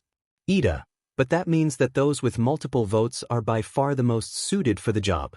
Is that okay, Mr. Aizawa? Aizawa, just do what you want, and finish already, we've got more important business to do. As he said that, he went into his sleeping bag and getting as much sleep as he got. Several minutes pass and the election results are up. Tenya Ida, 7 votes Momo Yaoyorozu, 6 votes Mizuki Yagi, 4 votes Minoru Mineta, 1 vote Shoto Todoroki, 1 vote Katsuki Bakugo, 1 vote Aizawa. Alright, the class rep is Ida, followed with Yaoyorozu as our deputy. Ida, thank you for this esteemed honor. I will not fail you. Kirishima, yeah, I can get behind Ida. I mean, he at least made it easier for us to decide who to pick. Mizuki, oh well, at least Ida is someone more capable than I am. Aizawa, now that you have decided who your class rep will be, it's time to get back to business. For your next lesson, you will be undergoing some special training that will help you in the future of your career. Kaminari, what kind of training, sir? Aizawa, rescue training. You will be simulating situations that can happen at an undisclosed UA facility. Shipwrecks, earthquakes, that kind of stuff. Kirishima, cool, proper hero work. Kaminari, sounds awesome. Mina, heck yeah. Aizawa, however, due to the incident that happened this morning regarding the media, things will be different from here on. Ojiro, different how? Aizawa, good question. Ojiro, you'll have 3 instructors. Me, All Might, and another faculty member will be keeping tabs on your performance at an off-site facility. Ida, I see, it's to make sure nothing goes wrong during our training. Aizawa, correct. Ida, the principal believed this was the best way to keep you guys safe without causing too much change to your training. Now get your hero costumes on and meet at the front. We will be taking a bus to get there. Each student grabs their individual costume cases and changes into their hero costumes before making their way to the bus. Ida, everyone, I want you all to be lined by in a single file line, then board the bus in an appropriate manner. Kirishima, but the bus is big enough for 2 lines. Ida reacts in shock and frustration at himself. Mizuki, what do you guys think the 3rd teacher is going to be? Katsuki, I just hope this training is good. As he said that, he turned his head to avoid the stare that Mizuki was giving him. Oh, so now you want to talk to me? The bus travels for what seems to be 45 minutes with each student sitting with their respective groups. Tsu, so Mizuki, I wanted to ask you a question. Mizuki, oh, sure. Azui, what's up? Tsu, call me Tsu. Mizuki, oh, okay. Tsu, your quirk, it seems similar to All Might in a way. Mizuki, oh really? I mean, I guess all strength quirks sort of work the same. Kirishima, yeah, that kind of makes sense. Aizawa, hey, we're here. Stop messing around. The class arrives at the UA facility and make their way towards the dome-shaped building. Hello everyone, I've been waiting for you. Everyone begins to drop their jaws in awe. Mizuki, it's the space hero, 13. The chivalrous hero who has saved hundreds of people across the world. Uraraka, OMG, it's actually 13. She's one of my favorite heroes. 13, I can't wait to show you what's inside. Everybody, this is gonna be awesome. The class enter the building. Kirishima, holy CRP. This place looks like an amusement park. 13. A shipwreck, a landslide, a fire, a windstorm, etc. I created this training facility to prepare you to deal with different types of disasters. I call it the Unforeseen Simulation Joint, but you can just call it USJ. Everybody, just like Universal Studios Japan. Aizawa, hey, shouldn't All Might be here already? Let me guess, he booked an interview instead. 13, actually, it's something else. Apparently he did too much hero work on the way to school this morning and used up all his power. He's resting in the teacher's lounge. Aizawa, that man is the height of irresponsibility. Oh well, should be fine with just the two of us. Clocks ticking, we should get started. 13. Excellent. Before we begin, let me just say one thing, well, maybe two things, possibly three, 4 or 5. Everybody, we get it. 13. Listen carefully, I'm sure that you're aware that I have a powerful quirk. It's called Black Hole. I can use it to SCK up anything and turn it to dust. Mizuki, yeah, you've used your quirk to save people from all kinds of disasters, haven't you? 13. That's true, but my quirk could also be used very easily to kill. Some of you also have powers that can be dangerous. In our superhuman society, all quirks are certified and regulated, so we often overlook how unsafe they can actually be. Please don't forget that if you lose focus or make the wrong move, your powers can be deadly. Even if you're trying to do something virtuous like rescue someone. Thanks to Aizawa's fitness tests, you have been made aware of the potential your quirk have, and because of All Might's combat training, you likely experienced how dangerous your powers may actually be when used against other people, so carry those lessons over to this class. Today, you're going to learn how to use your quirks to save people's lives. You won't be using your powers to attack enemies, only to help. After all, that's what being a hero is all about. Ensuring the safety of others. That's all I have to say. Thank you so much for listening. The students begin to cheer. Kirishima, hey, can I ask a question? 13. Sure thing, young man, go ahead. Kirishima, if we aren't going to use our quirks to attack people, then he points to the bottom of the stairs. Kirishima, then what's going on down there? 13. What do you mean? Both 13 and Aizawa turn around to see a purple mist-looking circle hovering in front of the fountain. As the lights begin to turn off, as the USJ begins to darken, the purple mist circle expanding until Aizawa, stay together and don't move. 13. Protect the students. Kirishima, look on. Kirishima, whoa. Who the heck are they? Has the training started already? He begins to move forward. Aizawa, stay back. Saying this as he dons his goggles. Aizawa, this is real. Those are villains. The class display a look of shock on their faces as they look on in fear. They weren't there to rescue anyone anymore. They had a new mission plus survive. As the class displayed looks of shock that real villains were here, put them in a state of fear. Kurojirai, the smoke-like villain, watch in front of him. It would seem the only real heroes I see are 13 and Eraserhead. How perplexing. The schedule we received from you said that All Might would be here as well. Kurojirai said, which made Aizawa pissed. So you scumbags used the press as a cover and snuck onto campus. Where is he? I went through the trouble of bringing so many of my friends to meet him. They want All Might, the great symbol of peace, and he's not even here. Maybe if I kill a few of these kids he'll come out to play. Shigaraki said, who was annoyed that the main event wasn't here. What real villains? And no way. How could so many of them get into a UA facility this secure? Kirishima said, with Yaoyorozu asking 13 about the security alarms not going off. Good question, and I'm not sure. As 13 said that, the students were somewhat worried by those words. Is the entire campus under attack? Or is this their only target? Either way, if the alarm sensors haven't been triggered, then one of these villains must have a quirk that's masking their presence, as they all carefully chose this isolated facility as an entry point at a time when class was being taught. They're fools for trespassing here, but they thought this out. Whatever their plan, they must have a concrete objective in mind. But what is it? The 𝗏 who said this was Shoto Todoroki while Aizawa was seen walking past 13. 13, get them out of here and alert the main campus. Actually, if they have the ability to block our main sensors, they might be jamming our regular communications too. Kaminari, try using your quirk to contact the school, Aizawa said with Kaminari was making an attempt to communicate to the school via his communicator. With Mizuki telling her teacher on what exactly was he going, saying that he can't fight them on his own since he can only nullify their quirks and his fighting style wasn't suited for this kind of scenario since it only works best in stealth and one-on-one fights, but Aizawa simply took a breath as his was calm as ever. You can't be a pro if you only have one trick. I'll leave it to you 13. As he said that he jumps from the top of the stairs and makes his way to the villains. Shooting squad, take your aim. A guy named Victor said as those with long-range quirks aimed for Aizawa. Shooting squad, take your aim. A guy named Victor said as those with long-range quirks aimed for Aizawa. Didn't our intel say it was just going to be 13 and All Might out here? Who is that? One offer them said with a needle quirk with one of the villains said they don't recognize him. But if he thinks he can take them down easy, then he's dead.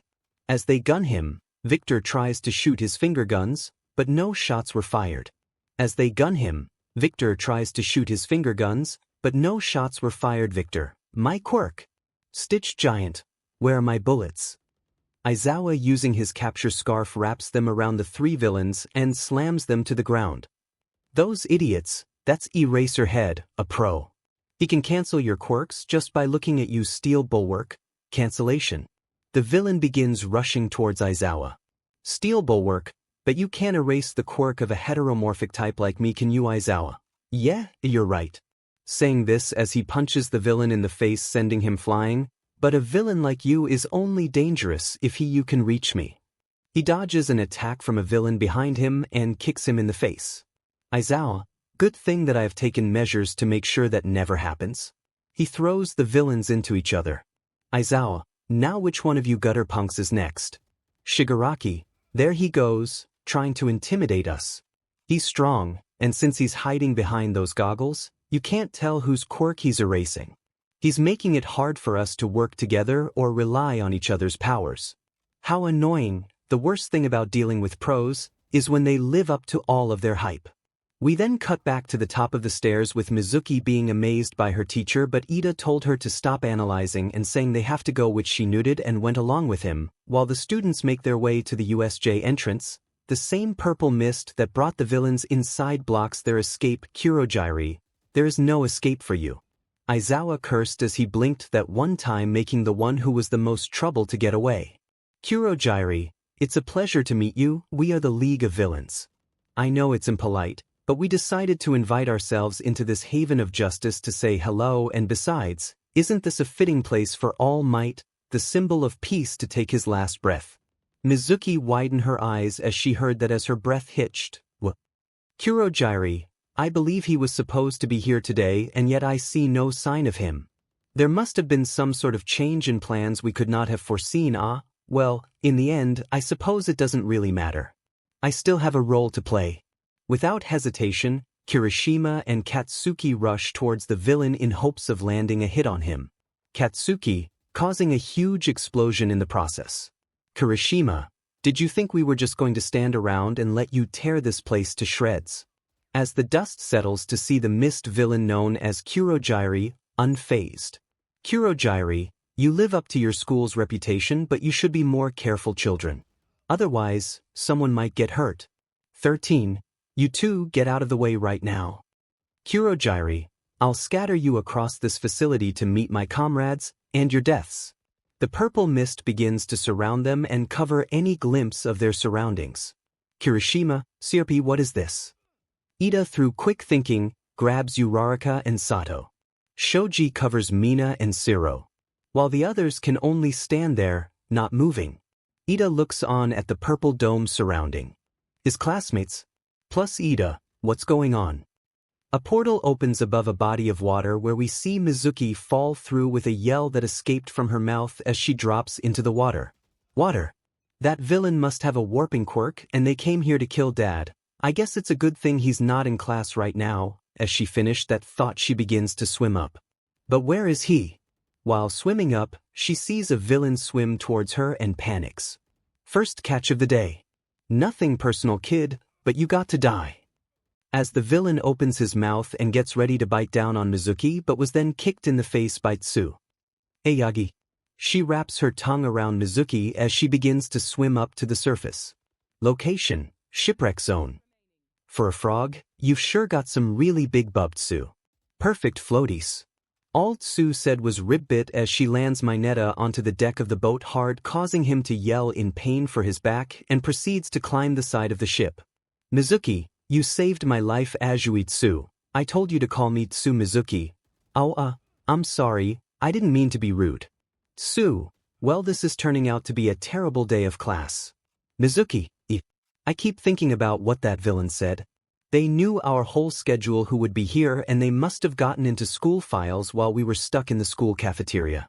The teachers were too busy trying to get the media off of school grounds, so that means they've been waiting for the perfect time to attack. Just like Todoroki said they were. Mineta, hey, hold on a second. It's not like these guys could really kill All Might. Once he shows up, he's going to P&D these villains until there is nothing left. 𝗬𝗂, think about it though. If the villains spent so much time planning this attack, then they probably figured out a way to kill him. These words got Mizuki curious. 𝗬𝗂, and didn't you hear what that smoke guy said earlier? Maybe we should worry more about not getting tortured to death.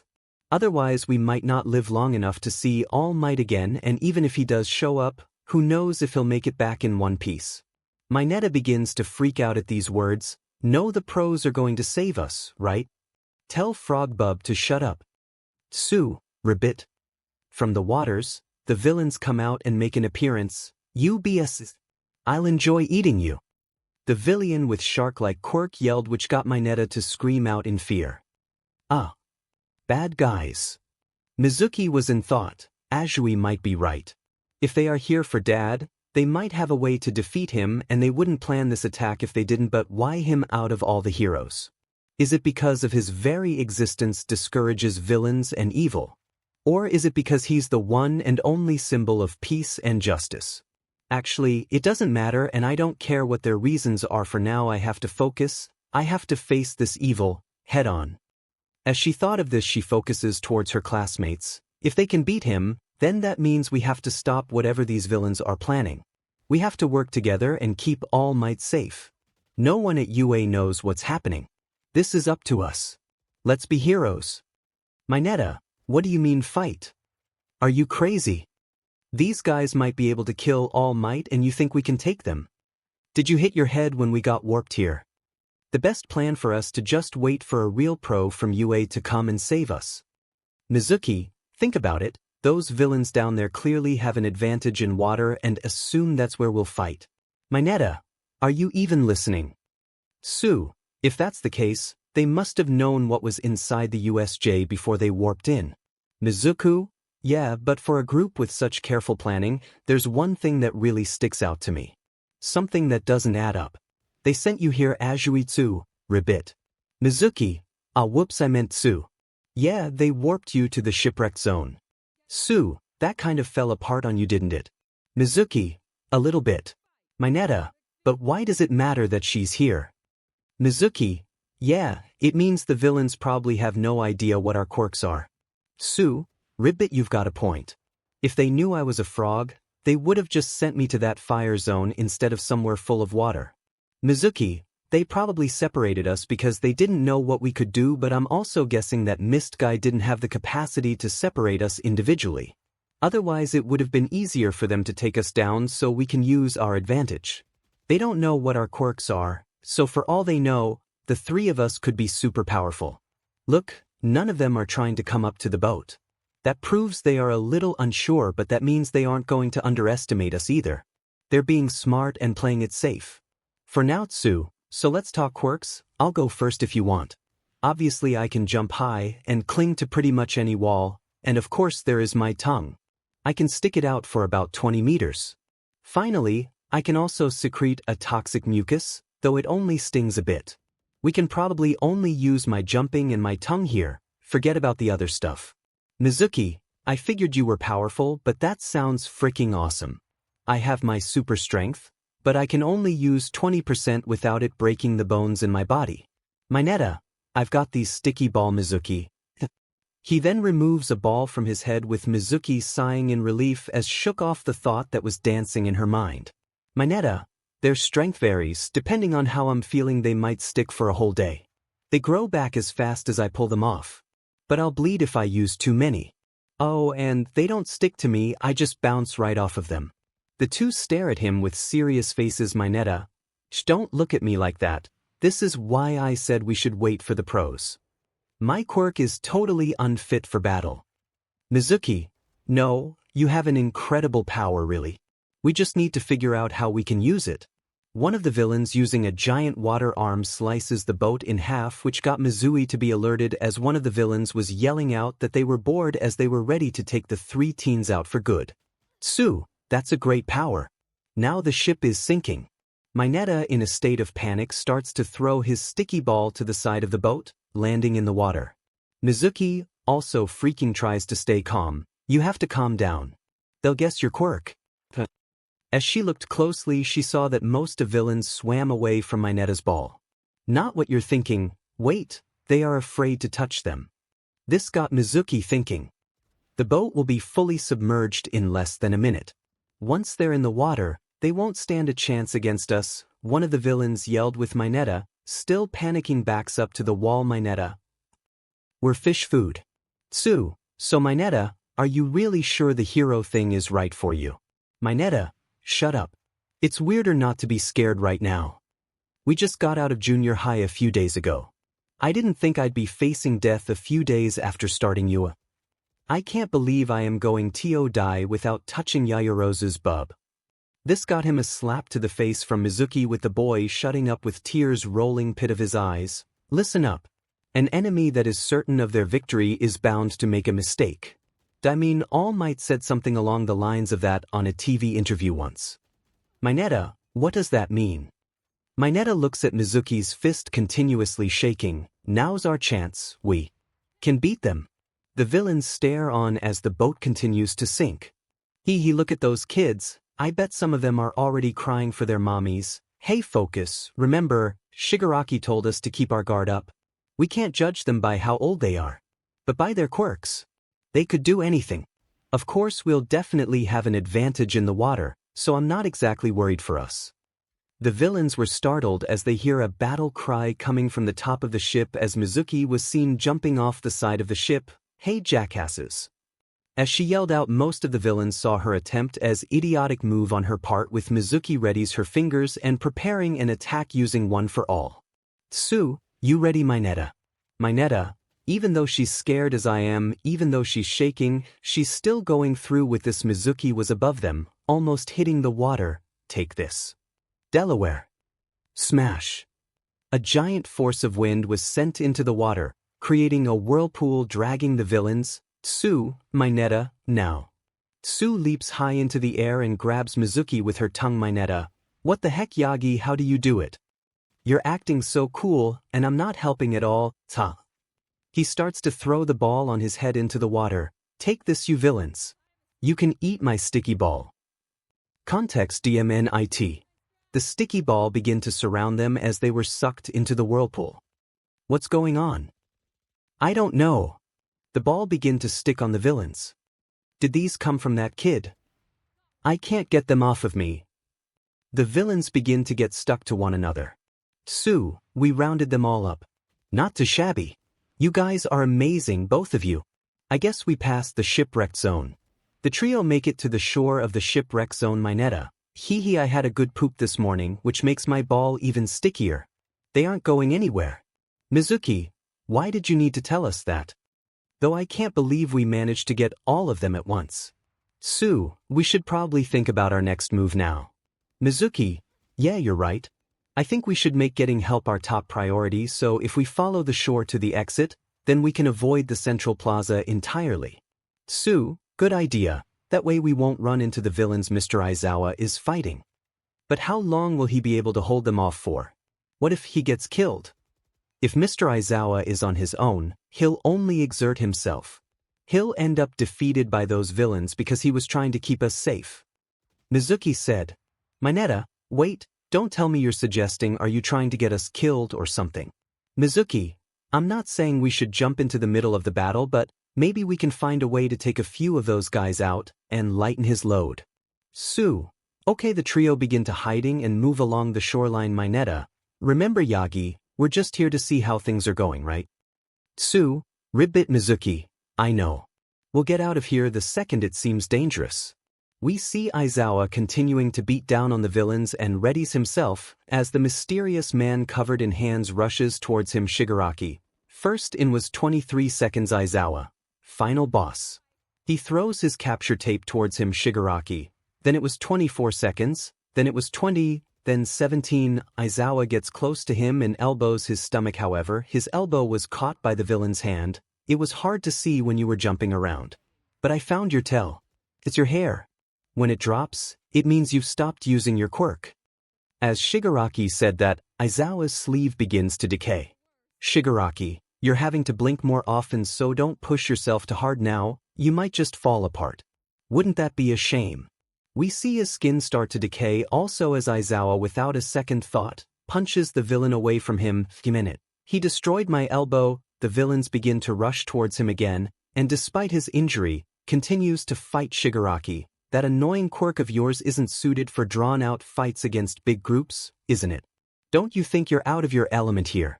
Eraserhead, you're much better at working stealthily.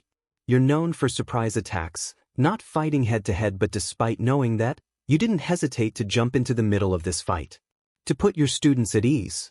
Izawa continues to fight against the villains rushing towards him as Izawa was breathing heavily. Shigaraki, and look at you, you're still standing, you really are so cool. And by the way, hero. Izawa looks behind him as a shadow was casted over him as Shigaraki simply smiled. Shigaraki, I am not the final boss.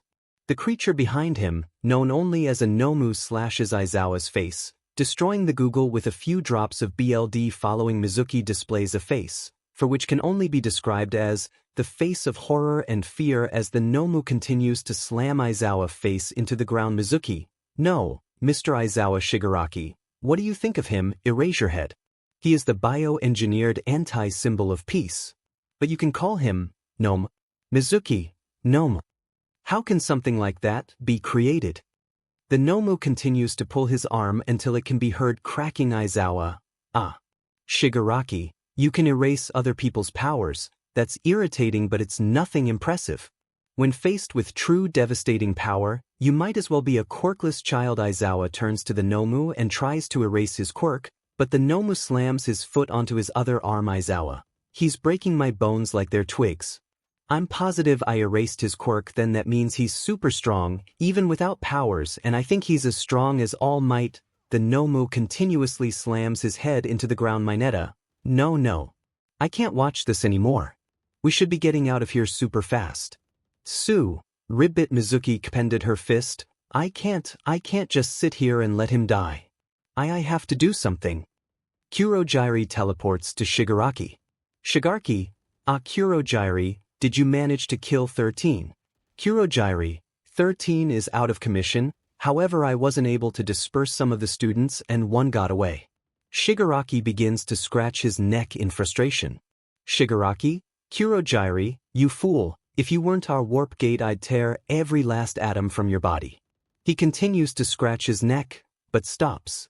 Shigaraki, there's no way we can't win if dozens of pros shows up to stop us. It's game over. Back to the title screen, and I was looking forward to finishing this today. Damn it, let's go home. Mineta, did I hear that right? Did he just say they were going to leave? Su, I think so. Mineta, this is amazing, we're safe and we don't have to fight. Su, oh yeah, but I've got a bad feeling about this one. Yagi. Mizuki, yeah, it seems weird that they are retreating at this point even if help is on the way. Dad is probably coming, but don't they want to kill him? They must know that UA will beef up their security after this, so now is their best chance. But what's going on here? Why is this game over? Shigaraki, oh, before we leave, let's make sure the symbol of peace is broken. Let's wreck his Pridmina. Hey. 𝗔𝗂𝗁𝗏 Ashido. 𝗔𝗂𝗁𝗏. Another brat. Mina, leave our teacher alone, you stupid villain. 𝗔𝗂𝗁𝗏, how annoying. 𝐒𝐴 Ashido, get out of here. Mina, no. I refuse to just stand here and watch you die. I'm going to save you, sir. From the back, we see Katsuki and Kirishima arrive on the scene. Kirishima, yeah, and if you think you can hurt our teacher, you'll have to get through us. Mizuki, guys, don't do this. 𝗔𝗂𝗁𝗏, geez, your students really are brave, but it's too bad they won't live to become heroes. Nomu, kill them. The Nomu rushes towards them. Mizuki, no. I can't let them die. I have no choice, I have used 100%, her arm begins to glow.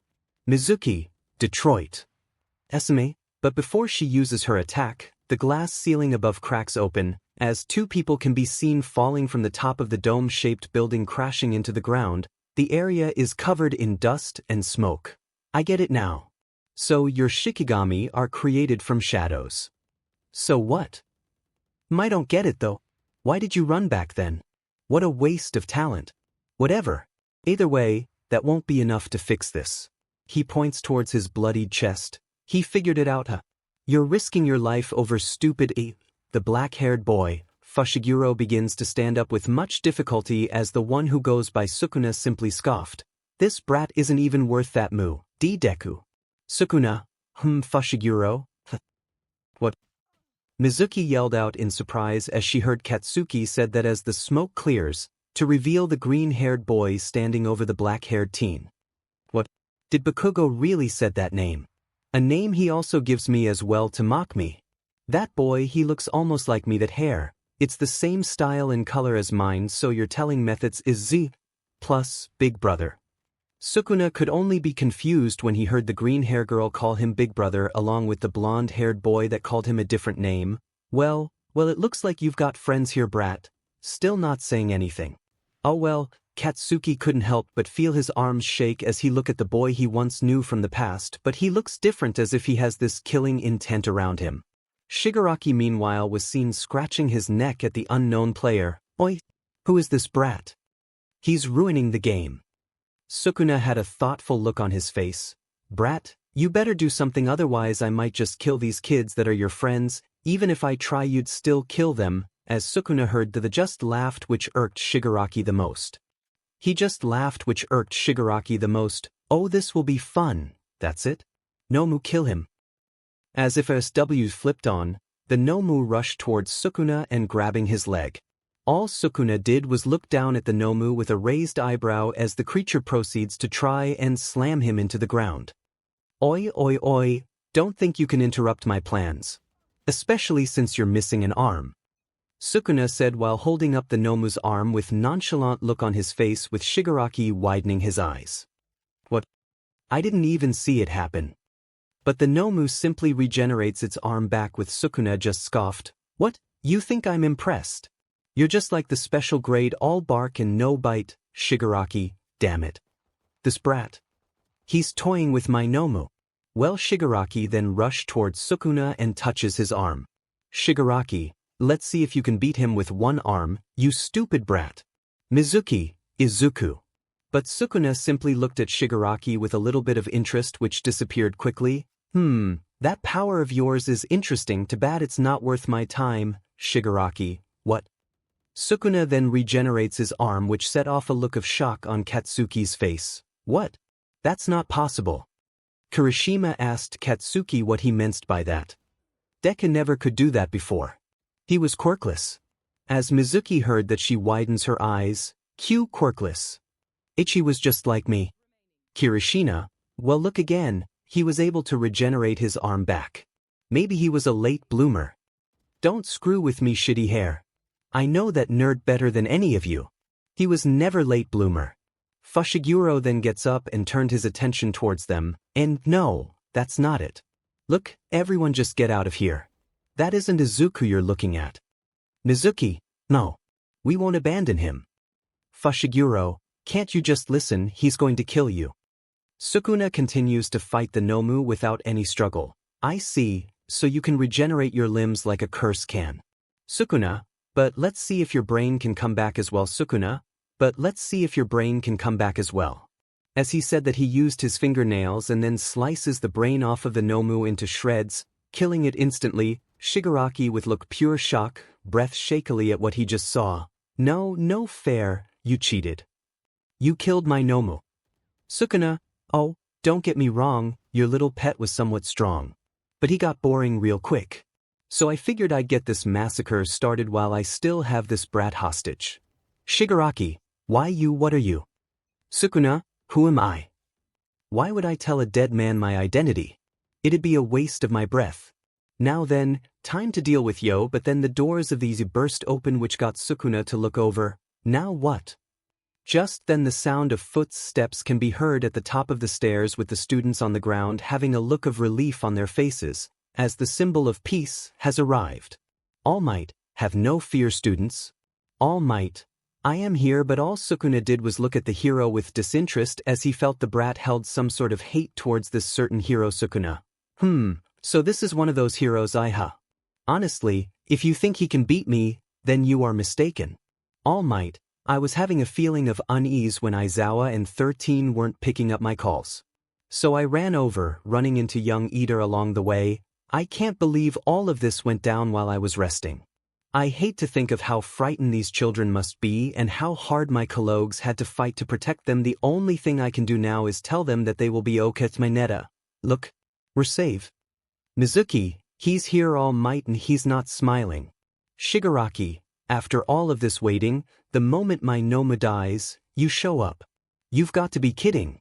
All Might leaps to the center of the USJ with Izawa in his hands and Mizuki, Tsu, and Mineta beside him. Sukuna. He's quite fast, but not as fast as that blindfolded BC. Shigaraki. No, it wasn't supposed to be like this. That DMN brat ruined everything. Kurogiri. Warp us out of here. Make no mistake, All Might, one of these days, I will kill you and you brat. Sukuna, Shigaraki, when I get my hands on you, I'm gonna disassemble your molecules. But then he felt the excruciating pain on his right hand and looked to see that his hand was sliced clean off as BLD spurted out, causing him to scream in pain, with Kurogiri quickly leaving the area with Shigaraki. I was hoping to cut off his whole arm, well, less of his power to not be a hindrance. Mineta, well, I'm just glad those two are gone. We should do. All Might rushes towards Mineta, grabbing him as we see Sukuna slam his fist into the ground. Sukuna. Damn it, that big guy grabbed him before I could turn him into paste. I must admit, you are an annoying one. Mizuki, All Might, you lot, get Izawa and yourselves back to the entrance as soon as possible. Mizuki, but All Might, please, young Yagi, whoever this is, his BLD lust is overwhelming. Sukuna. I see that you recognize my power, but tell me, you really think you can stop me from killing these kids? All Might, I won't let you hurt them. Sukuna, we'll just see about that. All Might, damn it, I didn't expect this. This guy, he looks like Izumi, but his bloodlust and demeanor tell of a completely different individual. No matter what, must do my best to hold him off. At least until the other heroes come. Sukuna, you're just like this brat, all talk of saving others, but completely helpless. Let's just see how long you last. Sukuna seemingly disappears from All Might's sight, and Wasm's found in front of him as Sukuna delivers a deadly gut punch on All Might's weak spot, causing him to cough up. BLD. Sukuna, pathetic. Utterly pathetic. He then strikes him across the face and sends him into the stairs. So this is what a hero is. How disappointing, and here I thought you were like that blindfolded BSRD. Guess I was wrong. All Might, Texas Smash. He sends a punch towards Sukuna, and while he catches the punch, he feels the force of the attack. Guess you're not all talk after all, unlike the brat. Sukuna sees the students run up the stairs. Sukuna, perhaps I should give you some more motivation. All Might, just shut up. He then kicks Sukuna back into the fountain, with Fushiguro thinking that All Might's power could be a match for Sukuna. All Might then walks towards Fushiguro. All Might, young man, I won't lecture you about you using your quirk illegally. After all, you were protecting yourself, but I suggest you get out of here and head back with the others. Fushiguro, with all due respect, he's my responsibility. All Might, even so, I don't want to see a young man die because of my mistakes. Fushiguro, your mistakes. All Might, perhaps if I didn't abandon you that day, this wouldn't have happened to you. I guess that's how my MS Tier felt when she abandoned her own son. Even so, I won't abandon you, not this time. Sukuna, wow, you really are strong. But you lack the will to kill me. Sukuna speeds towards him and gives All Might another blow to the stomach, causing more BLD to spill from his mouth. Mizuki watches in horror as her father's seen getting hurt. Sukuna, down already. He lifts All Might in the air by his head. Sukuna, oh well, it was fun while it lasted. A green flash can be seen zooming towards him. Mizuki, get away from my dad. Smash. Without thinking straight, she uses an attack using 100% of her power, causing a huge gust of wind to emerge. My arm, it isn't broken and I used 100%, Sukuna. Oh, you look just like this brat. Mizuki. The smoke clears to see Sukuna catching her fist. Sukuna, funny you deal blows as strong as this weakling, perhaps even stronger. Tell me, how long can you last? Fushiguro, and no. Sukuna, Fushiguro, I won't let you kill them. Sukuna, oh the waste of talent finally wants to fight again. What, did it infuriate you that I stopped paying attention? Or are you still trying to save this worthless brat? Izuku's voice begins to echo in Fushigiro's mind, then why did you bother saving me? Flashback and Fushiguro, the only thing granted equally to all, is an unfair reality. Within his inner monologue, he remembers the words of his sister Tsumiki, if I have time to curse someone, I'd rather spend it thinking about those precious to me. Fushiguro, there was no room to doubt what a good person she was. She deserved happiness more than anyone. But Tsumiki was still cursed. The father who named me Megumi, with no regard to my gender, is still off living as he pleases somewhere. Karma isn't fully automatic. Evil people can only be judged under the law. Jujutsu sorcerers are just another cog in the machine of retribution. I want more good people to enjoy fairness, even if only a few, so I save people unequally. Sukuna feels a presence from Fushiguro. Sukuna feels a presence from Fushiguro. Sukuna. Nice. That's it. So this is when you start burning through your life. Now I see. Well, in that case Sukuna, show me, Megumi Fushiguro.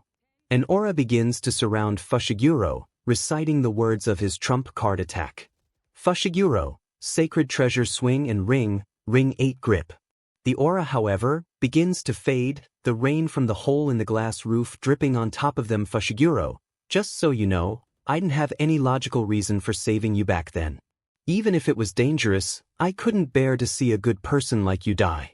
I did have my reservations, but ultimately, it was for selfish, emotional reasons. That's fine though. The tattoos on Sukuna's face begin to disappear. Fushiguro, I'm not a hero. I'm a jujutsu sorcerer. So I've never once regretted saving you. The tattoos fully disappear and Izuku returns with a sigh. TJ escaped from his lips as he let go of Mizuki's arm, with the girl taking a step back. I see. You really are smart, Fushiguro. You've put more thought into this than I have. Mizuki, what? His voice changed. Izuku, I think your conviction's a proper one, but don't think mine's wrong either. Blood begins to pour down his chest due to the absence of his heart that it made him stagger. Well, Dim, and guess I'm done for, and I guess I don't have to worry about you, Kujisaki or Gojo Sensei. So live a long life. As he said, he collapses to the ground, but before he could, an arm catches his now lifeless body, causing him to stare into the emerald eyes of the girl who was shedding tears while screaming out to him, but he couldn't hear anything. I guess I have little sister, it's too bad this is the first and last time I'll see you. Goodbye, lil sis. That was all Izuku said towards Mizuki, who screamed out to Izuku even more as Izuku Midoriya passed away. We cut to the police station in which Detective 𝗧𝗏𝗄𝐻, with Principal Nizu seated in an office. 𝗧𝗏𝗄𝐻, okay, here are the reports from the incident at the USJ. So far, based on those we have managed to arrest, there were approximately 74 low-level villains who partook in the USJ invasion. There were no serious injuries to the students, only scrapes. The teachers, however, had it the worst. Aizawa suffered serious bone splintering his left arm and also suffered facial fracturing, but should take a few weeks to heal with any serious damage. However, the orbital floor in his eyes were completely destroyed. It's unknown as to whether or not his eyesight will be impaired once he is healed up. 𝗎𝗍, I see, and what about 𝗓𝗏? Despite some bad lacerations to her back, 𝗓𝗏 is going to pull through. 𝗎𝗍, I see, I'm glad that Izuku and 𝗓𝗏 are okay. I'm just sad that I didn't provide them additional support. 𝗬𝗏, you didn't know this was going to happen, it's not your fault. 𝗎𝗍, thank you old friend. But what about our other problem?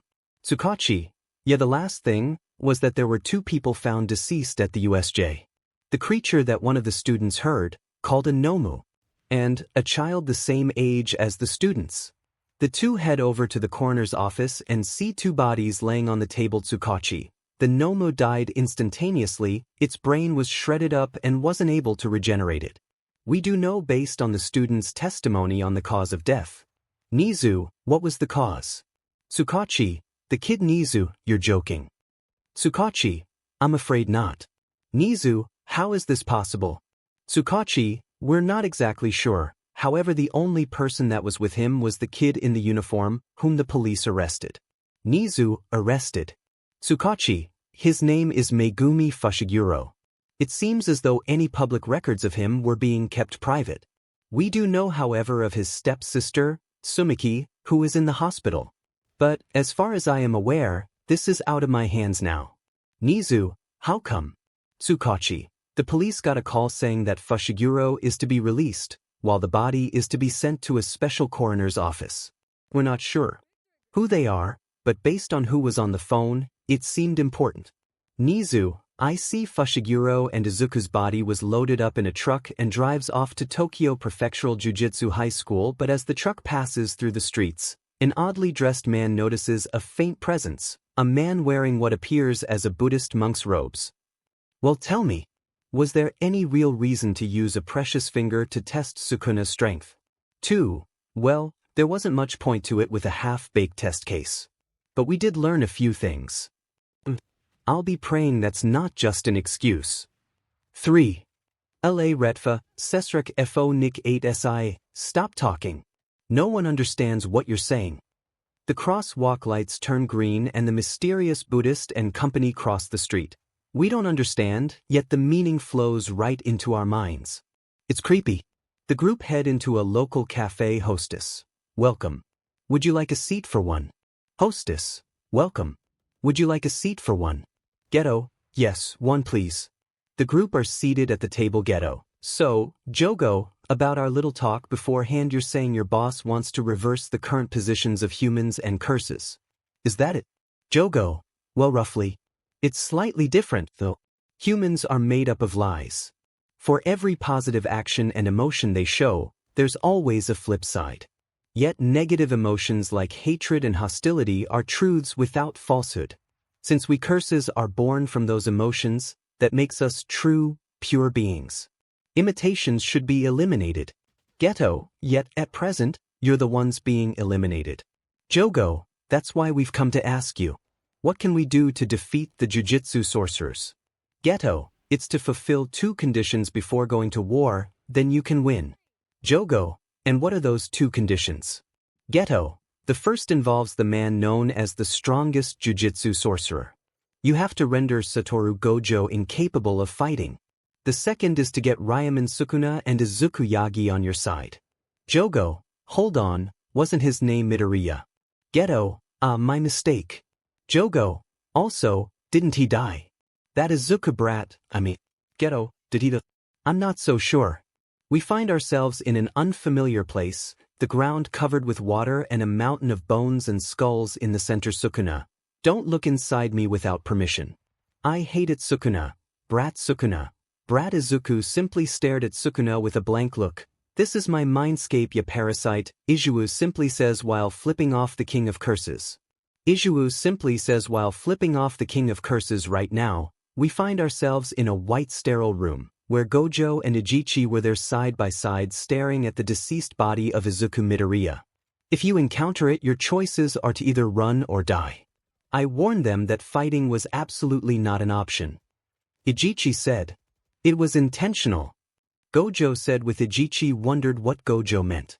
There was a special grade. Sending first years to rescue 5 who may or may not be alive should be out of the question. Besides, with Izuku, I was the one who forced the issue and got his execution indefinitely suspended. Some higher-ups who didn't like that took advantage of my absence and the special grade to tactfully dispose of him. Gojo said, which caused Ijichi to almost cry. If the other 2 had also died, it'd be more harassment for me and 2 birds with 1 stone for them. Gojo said, no, but no one expected it to become a special grade by the time the dispatch was issued. Ijichi said, searching for someone to blame is just a pain. Maybe I should just kill all of the higher-ups. As Gojo finished that, Ijichi was shocked at this information, until the door slides open, with a long-haired brunette woman and a small white-haired child stepping through. You're not usually this emotional. The brown-haired woman said. It's good to see you, Larry-san. Ijichi said to the woman. Looks to me like you've taken quite a liking to him, Gojo, she said with Gojo simply shrugged his shoulders. I've always been a nice guy who cares for my students, Shoko. Don't torment Ijichi too much. He's got it rough, stuck between us and the higher-ups. Yes. Keep going. Keep going. Keep going. Ijichi thought, feeling appreciated from Shoko's kind words. I don't care about the man's hardships. Gojo said. That's so. Shoko questioned with Ijichi snapping out of his fantasy. Shoko then lifts the blanket off the corpse. So this is Sukuna's vessel, huh? She questioned with the small white-haired girl steps away from the body, somewhat startled but nevertheless observed. I can take him apart as I please, right? Shoko said with a hint of excitement in her voice. Just make sure you get good use out of him. Gojo said. Oh, I will. Who do you think I am? Shoko asked. An insomniac chick who really needs sleeps. Ijichi thought. Meanwhile, inside of the hole in Izuku's chest, an unknown plane of existence was seen, the ground covered with water and a mountain of bones and skulls in the center. Don't look inside me without permission. I hate it, you brat. The one who said was none other than Sukuna himself, who stared down at Izuku, who decided to flip of the king of curses, then pisses off ya be. And while you're at it, come down from there. My, you're being awfully hostile, aren't you? Sukuna said with Izuku's eyes twitching at that question. Oh, don't mind mim, just wondering how pissed I am because wife murked me but. He shouted with Sukuna simply chuckling, this is the thanks I get for fixing your arm. Don't pull that card. You ripped out my heart after that. He said while he looked around the area he was in. Just what is this place? And I really don't want to think about staying here with you of all people, so, with that he grabbed a horned skull from the mountain. Let's get this over with. He then throws the skull at Sukuna, with Sukuna jumping up towards the giant spine above them. Izuku then runs up the giant rib and chases towards Sukuna. Let's see how great you are, Yabi. As he said this, he went for many punches towards Sukuna, who simply evaded them with ease, but Izuku didn't give up so easily as he punched where Sukuna once stood on, which caused the curse to be surprised of the change of the attack. He aimed for where I stood. But even as he thought of that, he had to avoid a kick when Izuku did a handstand, and it. He cursed out as he went after the curse, using his legs to send out any powerful swings to at least cause any contact, but that wasn't enough as Sukuna appears behind him, grabbing him by the arm and forcing him to wince. Man, talk about slight entertainment. As he said that, he went to kick Izuku off, but Izuku suddenly held onto the curse, causing the two of them to fall off together and aiming to hit the water from down below. Izuku, who was now out of his restraint, attempted to kick Sukuna, for the latter to grab the boy by the leg and send him down faster towards the water, where he landed hard with a groan. I thought that would have worked for those so-called pro heroes, but not me, Sukuna said as he landed near Izuku and grabbing the boy at the back of his collar. This place isn't the afterlife, brat, it's my innate domain. Innate domain. That thing Fushiguro was talking about. You could say we're in my mind. In other words, we're not dead yet. If you'll accept my conditions, I'll fix your heart and bring us back to life. He said while letting go of Hoodie, with Izuku narrowing his eyes. You're only saying this because you don't want to die, because it'll be a hassle to find a suitable vessel for you? You think it'll be that hard? You brat don't know a DMN thing, but the situation's changed. In the near future, I'll be able to see something interesting. He says this as he imagines the technique Fushiguro refused to use. He then turned his attention to Izuku while holding 2 fingers. I have 2 conditions. 1. When I chant extension, you'll hand over your body for 1 minute. 2. You'll forget this promise. After the 𝗧𝗵𝗲 pulled, there's no way I'll lend you my body. Especially after you tried to hurt my friends. Izuku growled out with Sukuna sighing a bit, as he was now near the boy with his around the boy's shoulders. If that's the case, then how about I promise that I won't kill or injure anyone during that minute? Sukuna, I'm trying to believe you but I can't, Izuku said with a bit of hate in his eyes which made Sukuna chuckle. It's not about whether you believe me or not. This is a pact. A 𝐻𝐻𝗧𝗏. I'll be the one punished if I break it. If you purse selfish gain beyond your means, you'll earn retribution. I'm pretty sure you've experienced that for yourself. But it wasn't a problem before, so what was different that time? That time I wanted to SW2 and you were doing as the sorcerer told you to. A pact founded in mutual interest. That's one of the key factors behind all jujutsu. Let's add a few more conditions. When Izuku said that, Sukuna raised his eyebrows until he was struck in the face by Izuku. That was for my heart, ya dipshit. Extra conditions. When you take over, you won't be able to harm me either for 1 minute. As Izuku said that, Sukuna clicked his tongue while playfully chuckling. Is that right? Fine, then what about the other conditions? I'm pretty sure you have so much to think about. Izuku simply got into a fighting stance. Teach me how to use your curse techniques, Ryaman. As he heard that, the just laughed out loud. What an interesting brat you are. Alright, but let's see you can actually put up a fight, Izu. As that was said, both Izuku and Sukuna got into their fighting stance. The room light above Gojo begins to flicker. You know, I have a bad personality. Gojo said with 𝗔𝗂𝘁 agreeing to what Gojo said. 𝗔𝗂𝘁, expect a hard forehead flick later. As Gojo said that, 𝗔𝗂𝘁 widened his eyes. Forehead flick. Being a teacher isn't my style. Do you know why I decided to teach at this school? Ask me. As 𝗔𝗂𝘁 asked why, all Gojo said was because has a dream. A dream?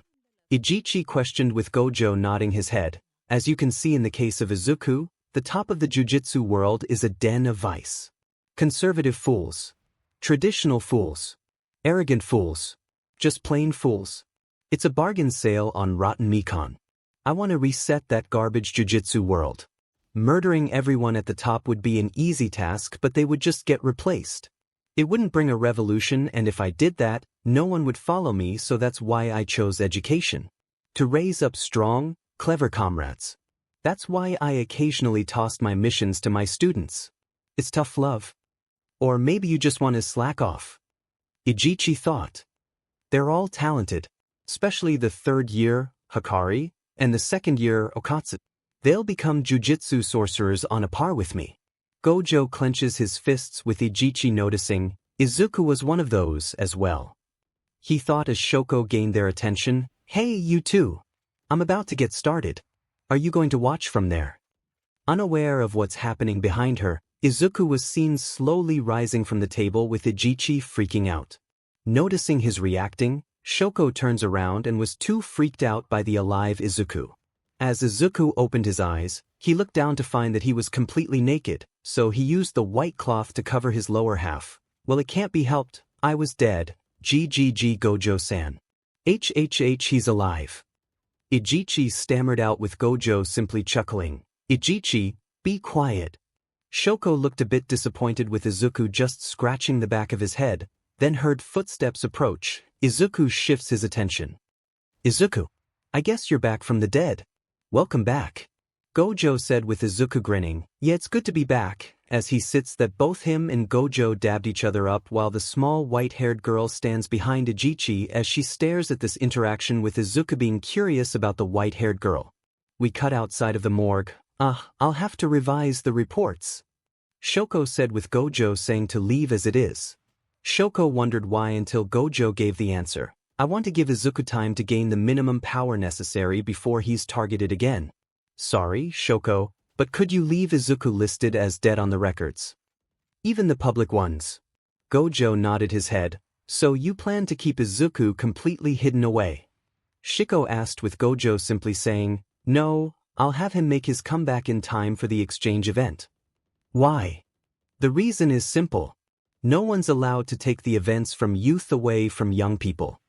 Right now Izuku changing into a set of clothes, green long-sleeved hoodie, black joggers and the shoes that have in the built-in curse medal. He couldn't help but smile a bit. I bet everyone will be surprised. Not anyone. Gojo said. Later on we cut to a certain cafe, where Geto and the curses that have gathered around them creating a presence that only a few notice, including one of the workers who was scared for his life. "Satoru Gojo, I wonder if we could kill him if we joined forces." One of the curse said. "Either he'd flutter out of your grasp, or worst case, you'd all get exorcised. I recommend you pour your energy into sealing him rather than killing him." Geto said towards the curse who was confused on why sealing Gojo. "Do you have some sort of lead?" He asked. "We'll use a special grade cursed object, Prison Realm." Prison Realm. Table 5 hasn't ordered anything at all. Someone go hurry him up. He's taking up that whole table to himself. The manager says with employee who rushes towards the manager, "Sorry boss, but I quit." He said this as he bows and runs out of the cafe. This got the manager to be confused and shouted for the now former employee. "Jogo, you have that detestable thing." The curse said with the volcano on his head erupts. "Our AC is running, isn't it?" "Jogo, don't get too excited. You'll make it hot in here." Geto said to the now named Jogo at the time. The manager approaches the table. "Sir, have you decided on your order?" But those were his last words as suddenly, the manager of the cafe bursts into flames. Screams were echoed throughout the restaurant. "I wish you wouldn't cause too much commotion." Geto says Tai with sigh that escaped from his mouth. "This is hardly anything." He said this as he waves his finger as more people start to burst into flames. "Geto, I'm glad we didn't choose an expensive restaurant." The waitress runs towards the exit only to trip. "Jogo, Geto, how strong am I in terms of Sukuna's fingers?" Geto, at a low estimate, I'd say 8 or 9 fingers. "Jogo, that's plenty. Give me the prison realm. I'll add it to my collection. In return, I will kill Satoru Gojo." Waitress, help! The waitress bursts into flames as her screams weren't heard as only her corpse was seen and then turned to ash. The sun continues to shine on Tokyo Prefectural Jujutsu High School as we see Fushiguro and Nobara seated on the steps of the building behind them. "Nobara, live a long life. Doesn't mean much when you go and die yourself. Is this your first time having a partner die?" Fushiguro, first time for one my age. Nobara, you seem to be taking it well, considering. Fushiguro, same to you. Nobara, of course. I only knew him for about 2 weeks. I'm not some simple woman who breaks down bawling when a guy I barely know dies. Jeez. Even though she said that, Fushiguro stares at her side as he sees her lips quiver.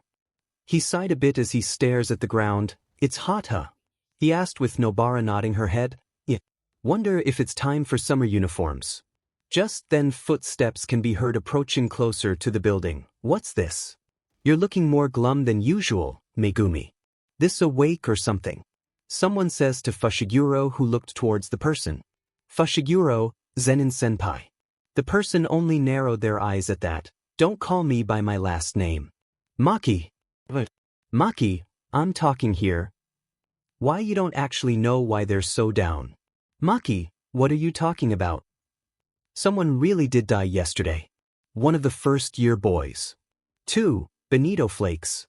The woman now named Maki stiffly turns back to her fellow classmates with a less than happy expression on her face.